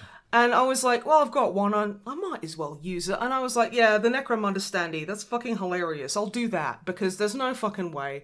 I get a fucking phone call a week later from our local games workshop. And you're like, hi, this is, I'm not going to dox the dudes. It's like, this is generic worker from Jeremy. This is James from James Workshop. This is James from James Workshop. Jeremy Workshop. This is Jeremy Workshop. I'm James's brother. Yeah. Yeah. Okay. I'm Jeremy Workshop, and you put your number down as a silent auction last week for the store anniversary, and I was like, go on. Yeah. What's up, Jeremy Workshop? And he was like, you've won. And I'm like, I won. He was like, yeah. Oh no. Yeah. And I was like, you mean the life-size Necromunda standee? And he was like, yeah, you want it. And I'm like, this is your problem now. You have 28 hours to get it off the property. Yeah, well, basically. I don't know why 28, by the way. Just. Well, because we got to stop for lunch. Yeah. Okay. Yeah, fair. Like twice. But yeah, no. And I was like, I guess I'll come down and get it. And he was like, yeah, congrats, I guess. So there we were, and we walked home with her folded in half under my arm. I got many fucking weird looks. I seem to remember it was quite windy that day as well. It was so very it was basically windy. A sail. Yeah, it was just like, wow. So yeah, I joke voted at a silent auction and won it because everyone else was like, fuck off. Like literally no one else voted for that. Like bid on that. Yeah, that's why you got it. That's why I got it. Because I thought there's bound to be someone who's doing it as gaff, so I'm gonna do it as a joke. And nah, fuck it. Yeah. So that's the tale. You thought it would be funny, and it turned out no, it was not. And yet now it is again, so that's fine. Yeah. Well, I had to put it in the video just because it's like, what the fuck else am I gonna do with this goddamn thing? Holy shit. Content, it's fine. I get a little bonus question just so I don't feel sad. As a treat. Yep. As someone who's done the thing with the Warhammer Tau, what is my opinion on those conversion kits for the Storm Surge that gives it arms? I like them. I've seen there's a few different ones around. I like them. I think Storm Surge is it's fine, but it doesn't quite match up with the other models in my head. But now it can hug. But then it gives it arms. And yeah, okay, the arms are a bit derpy and they kind of have to be to make everything fit, fine. But I like them. But now it can hug. If, I ever have time to play again, I would get a Storm Surge because they're just ridiculous. And with the upgrade kit, they can hug. Yeah, exactly. They can hug. Yeah. They can if just you go keep and saying hug it over and over again, eventually Matt will acknowledge you. I just needed to be fucking acknowledged, and now I'll let it go. Okay. But I just needed that one bit of fucking... Okay. So yeah, I like them. I know people don't. People think and now they can silly. Hug. But yes, they Sorry. Can hug. Next up, Bloodwolf Koji. Hello. As a silly little scenario for the three of you. Is it sexy? I'm included this time. Oh. That's the sexy part. You're chosen by the High Lords of Terror or Gilliman or someone to kill an extremely dangerous threat to humanity and the Imperium. What assassin are you, and who or what are you sent to kill? I'm a Callous assassin, and I go and assassinate disease. Explain. What? Just think it'd be funny just to walk into a fucking, I don't know, like a hospital ward and just stab at the air, be like, take that, influenza, you ain't shit, staff. I mean, I guess disease can be actually like a physical entity in 40k, considering that no, that's ruined that. Okay, what I'm going to do is I'm going to go and kill capitalism. Wait, no, I'm going to kill the Emperor. Because he kills like 1,000 people a fucking day. Yeah, he is terrible for. He's for a horrible humanity. fucking He's person. not sustainable. He's not a sustainable resource. We can't keep acting like If you're going to have a supreme ruler, the least they could be is sustainable. Well, slap some fucking solar panels on the bitch. He's just sat there doing nothing. Yeah. Fucking waste of my taxes is what it is. So yeah, I'm going to kill the fucking Emperor. Going up to the custodes being like, we paid for your rats. We paid for your rats. What a waste of council tax. We paid for your hats. Good.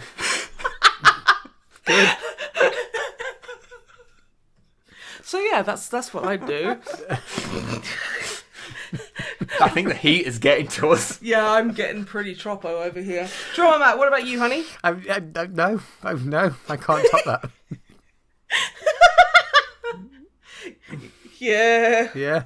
No, I'm not even going to try. Yeah, we're taking out the Emperor. Yeah. Next up, Mountain Man and apparently a snail. Hello, Jeremiah. Man and a snail. I love your snail, Jeremiah. Please give them lots of little bits of lettuce because they sound amazing and I love them.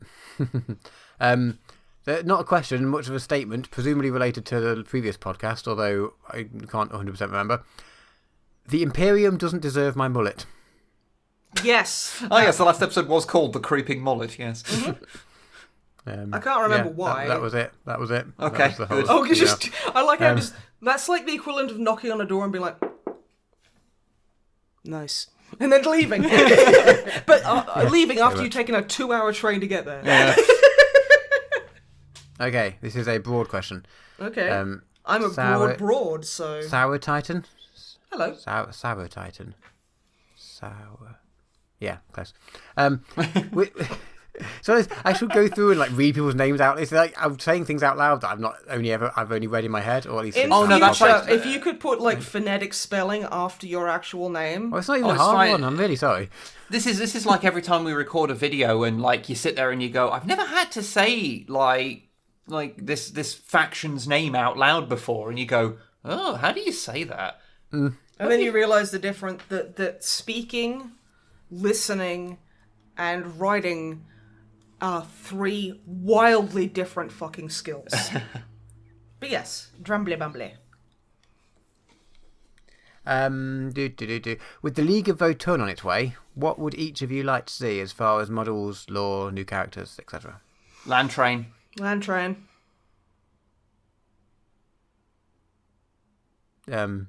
Land train sounds great. I do not know what this thing is because I've not been in. Well, you know trains. It's like that, but on land. Fuck off. Well, they are basically a remake of the Squats, and they have. I had seen that a bit. I just didn't know this was the name of them. Right, they have already announced for Necromunda. They are doing. This question could have been a month ago. Who knows? They've already announced for Necromunda some actual things that are being referred to as squats, that are sort of more old-fashioned style ones, and they already have introduced something that is a sort of new version of the old egg exosuits. Nice. Which is the thing that I would have.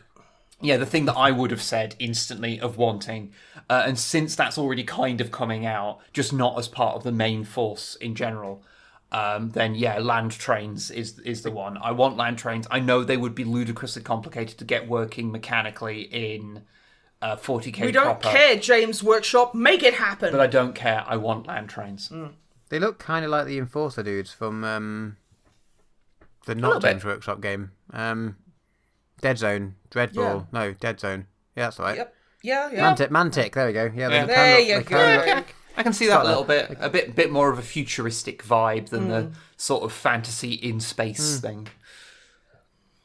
But yeah, land trains would be great. Yeah, they're cool.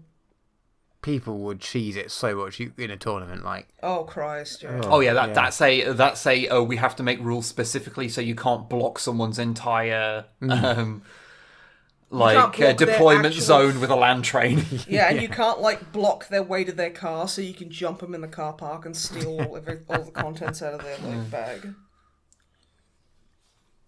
All right, Captain Wonder. Hello. It's a recommendation, but I thought it was possibly interesting. Could you phrase it as it's a question? Okay. Have you seen? Have you seen a sci-fi show called Avenue 5? No. It's a dark comedy set on board a stellar cruise ship going around Jupiter, but it's sci-fi and it's weird, presumably, or at least niche. Okay. So I assumed that we would know about it or want to know about it. Does it say when it's from? Nope. Okay. Like, possibly I might not Okay, Drama Matt, you're a buttful. And now Wib has to sit here and just type with his own gosh darn fingers, and Google keeps thinking we're robots because we type too fast. It's a VPN thing. No, it's because I type real fast and Bullet's too slow. It's got Hugh Laurie in it. It's from like 2020. Oh, it's huge Laurie. How did I not hear about this? What? And okay. It's like, oh, okay. Okay. Josh Gad, where do I know that? And it's from movies. Wow, thank you. That's so helpful. Wasn't Josh Gad the voice of the snowman in Frozen? No, that was... So he was Garçon, or no, Gaston's... Gaston, there you go. Oh, no, he was. He looks like pre-transition Stephanie Sterling a little bit in that picture. Yeah, I see that. Yeah. Lucky sod.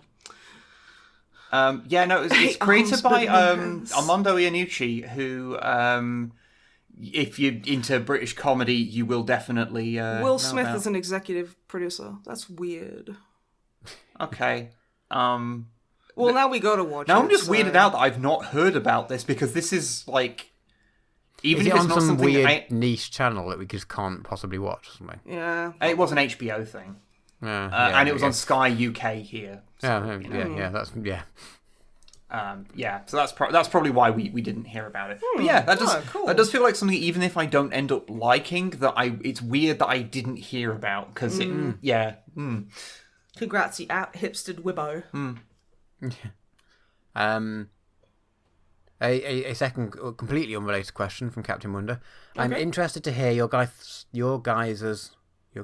thoughts on my favourite Discworld book, Small Gods. I like Small Gods. I have not read it. It's good. But it's a Discworld book, so it's probably pretty good. I mean, it's solid. It's a little disattached from like wider Discworld stuff because it's set quite a bit before most of the stories, if I remember correctly. Omnium one. Yes. Yes, with the turtle and the whatnot. Yep. Yeah, I liked it. It was very like you said, very detached and.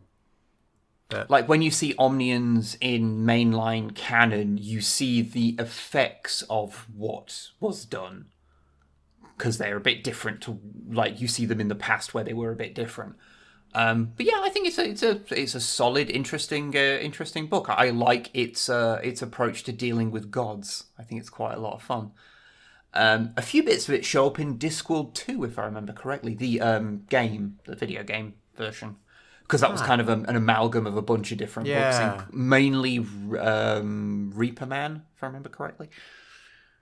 Every time I hear Reaper Man, it's Preacher Man in my head. Yep. I can't. A lot of moving pictures in that one actually as well. I haven't read many that's books, the like end scene, isn't it? The like end bit is the.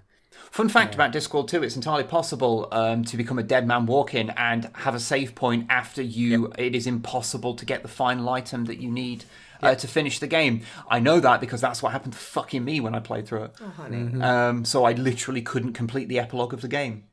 So that was cool. Yeah. Oh, adventure games. Well, that aside, it's a very good game. Very last question, and this one can be one. It's a good last question because it can be as long or as short as we want. Basically, if we want Snipe to answer it or not. Pineapple Fantastico asks. Pineapple Fantastico, I will ask you to fucking ask us questions. Because I realise I'm not mad at you, I'm mad at Drummer Matt. Mad at me, yeah, exactly. It's just like, you went into that full of piss and vinegar and then realised that it was actually Matt that said that and it wasn't part of the question. Yeah. Yeah. Go on, Pineapple Fantastico. My favouriteest Pineapple Fantastico ever. Yes. So, do you name your Warhammer minis? And if so, what are their names? Oh, honey. I'll let you go first, because, Me, not usually, no. I don't tend to do it. There are a couple that I have in the past, but generally not a thing, no. Drama, you've only got like one named I have character. Lefty. When I was a kid, and I had an Empire army, and we had Knights, Grey Knight. No, what are they called? They were the Knights. No, Empire. But they had Empire Knights, but then they also had the Wolf Knight people. Oh, what are they called? Anyway, Wolf Knights. They were basically knights, but they had hammers and wolf pelts. So what's not to like? Yeah. And one of them had a big ginger beard and looked like the guy who worked at James' workshop at the time. So we named him that because we were James. You called him James Workshop. Yeah. I did. To be fair, I did. When I was younger. No, this wasn't Jay. This was Jack Workshop. It was one of his other brothers. Jackson. Yeah. Workshop. I did name stuff back in the day. I did just like have my squads all had a name. Okay, could you all stop low-key flexing on me? Because I am like a full-ass grown adult and I'm still doing this. You're like, oh yes, well I was an idiot child who sucked at everything and was bad. I'm just lazy now. Yeah, fair. No, my point was that my name was a stupid name because I just thought it was funny to name it after an actual person that we vaguely played games with occasionally, and it was a bit weird to do that now. That was my point. I didn't say that naming them was bad. I just don't have time for that. Okay. You're too busy making... I'm going to rephrase it, and I'm going to say, what are your 3 favourite names that you've given to minis? Okay, I have Luca Vallison. He was the first one I named, because from the... Assault on Black Reach box set. I got the little dreadnought in that. And the first game I had with him, he was so lucky that I just called him an old Swedish word for luck, or / happiness, which is Luca. There's I'm trying to think. There's your Murderfang. There's Murderfang, which is Wilhelm. Because you made your own version of Murderfang, because Murderfang is stupid. I fucking hate Murderfang, and the lore for that is stupid. So I made my own Murderfang and called him Wilhelm, because of it's a Metalocalypse reference to William Murderface. So this is Wilhelm Murderfang. Yeah. But his surname is not Murderfang, because holy shit. And then there's Ingvar the Stubborn. I thought it was Belligerent. Oh, Ingvar the Belligerent. Thank you. Yeah, I've written them on the bottom of the thing. Now, I called him Ingvar the Belligerent because this is how my models get their names. Is the way the way a fight goes is usually that's how they'll get their names. So Luca was lucky. Ingvar was belligerent. This motherfucker, even though he's because I use my current Luca Dreadnought model, I use the old Forge World Space Wolf Venerable Dreadnought with the big wolf pelt things. You unfortunately can't get them anymore, and they are beautiful. But his old chassis I gave to Ingvar, so he's just a standard Dreadnought. He's not Venerable. But this little fucker, I was fighting you, and you could not take him out at all. And he just kept walking forward. I thought he got the name before that. I thought you named him that because when you were painting him, he kept falling off his base. I thought that was where you gave him the name. That's how I remembered. Column A, column B. But yeah. They're looking at me like, yeah, okay, whatever you say, you fucking lying liar who lies all the time. I'm sure that was it. Now I'm feeling super low-key paranoid that I've just misremembered everything. Yeah, because I remember you sitting over there and he kept falling over, and you decided to name him Ingvar because you just liked the name of it, but he kept falling over and you were calling him Belligerent. Because he was why even ask me this question? Just ask Wib. He's got a better memory than I do. Yeah, I'm sure. Now, he did live up to that name later on. I think that's where I'm getting confused. Yeah, he lived up to that name when he... I play them I kind of... Yeah, he managed to shrug off 6 las cannon shots to the face. Yeah. From a Back when you could do some shenanigans by placing a captain and a lieutenant next to a Lamb Raider and a Razorback, all decked out with las cannons. Mm-hmm. So you got to re-roll everything, and he still managed to get into melee range. Yeah, he stormed all the way across the battlefield, and he punched that fucking tank. I mean, he still died. He still died, but he was angry about it the whole time. He lived up to his name, but yeah, I'm pretty sure it's because he kept falling off his base. Yeah, I think that must be it. Sorry, everybody. I wasn't intentionally misleading you all. I just get confused. Anyway, send us more questions. We like those. They're fun. I want to ask you all a question. Who's your favourite Biker Mouse from Mars character? If you say Limburger, we'll ban you from the internet. The actor that played Limburger was in Babylon 5, and it was very confusing because I was looking, it was playing a Narn, and I was like, why do I recognise you? What is it? Because it's obviously your voice that I'm recognising because you're in such heavy prosthetics. Yeah. Why do I recognise? I look it up. I'm like, oh, it's Limburger, which was admittedly better than the other actor who I had that with. Of why do I recognise you? And then I found out it was because it was the actress that played a lot of vagina in Austin Powers. I mean, a lot of people are like don't really think about a lot of this kind of stuff in the public eye. So a lot of people would go, oh my god, as if you'd be in the Pixels movie. Oh my god, as if you'd be in the live action fucking Dragon Ball Z movie. It's a paycheck. Yeah. No, the thing is, it's a paycheck and it's a screen credit. And the thing is, it's no,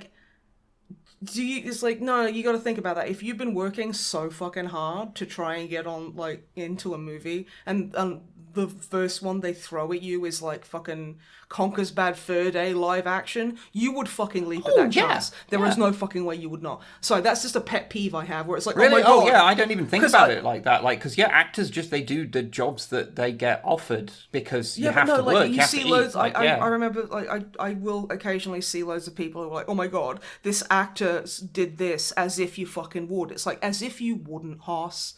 Yeah, you only get to be picky about it when you're already rich. Yeah, when you're already rich and you're already a known quantity. Yeah. But breaking that fucking film is breaking that barrier is so hard. Oh yeah, that really pisses me off when people are oh my god, as if, and it's shut the fuck up. Yeah, I make no judgment about actors for doing shitty roles because sometimes you want a new conservatory and there's only one way to do that if you're an actor.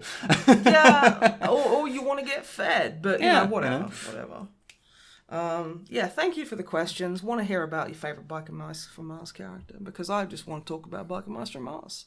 Okay. Who's your favourite? As a kid, it was always Vinny because I thought his bike was the coolest. Cool. No, he's good because he's got the sports bike. Because the three of them. He was the one toy I could never get a hold of. I could get hold of the actual individual characters, but I couldn't get hold of his bike. See, when I was growing up, because Moto's my favourite, because Google him, you'll figure it out.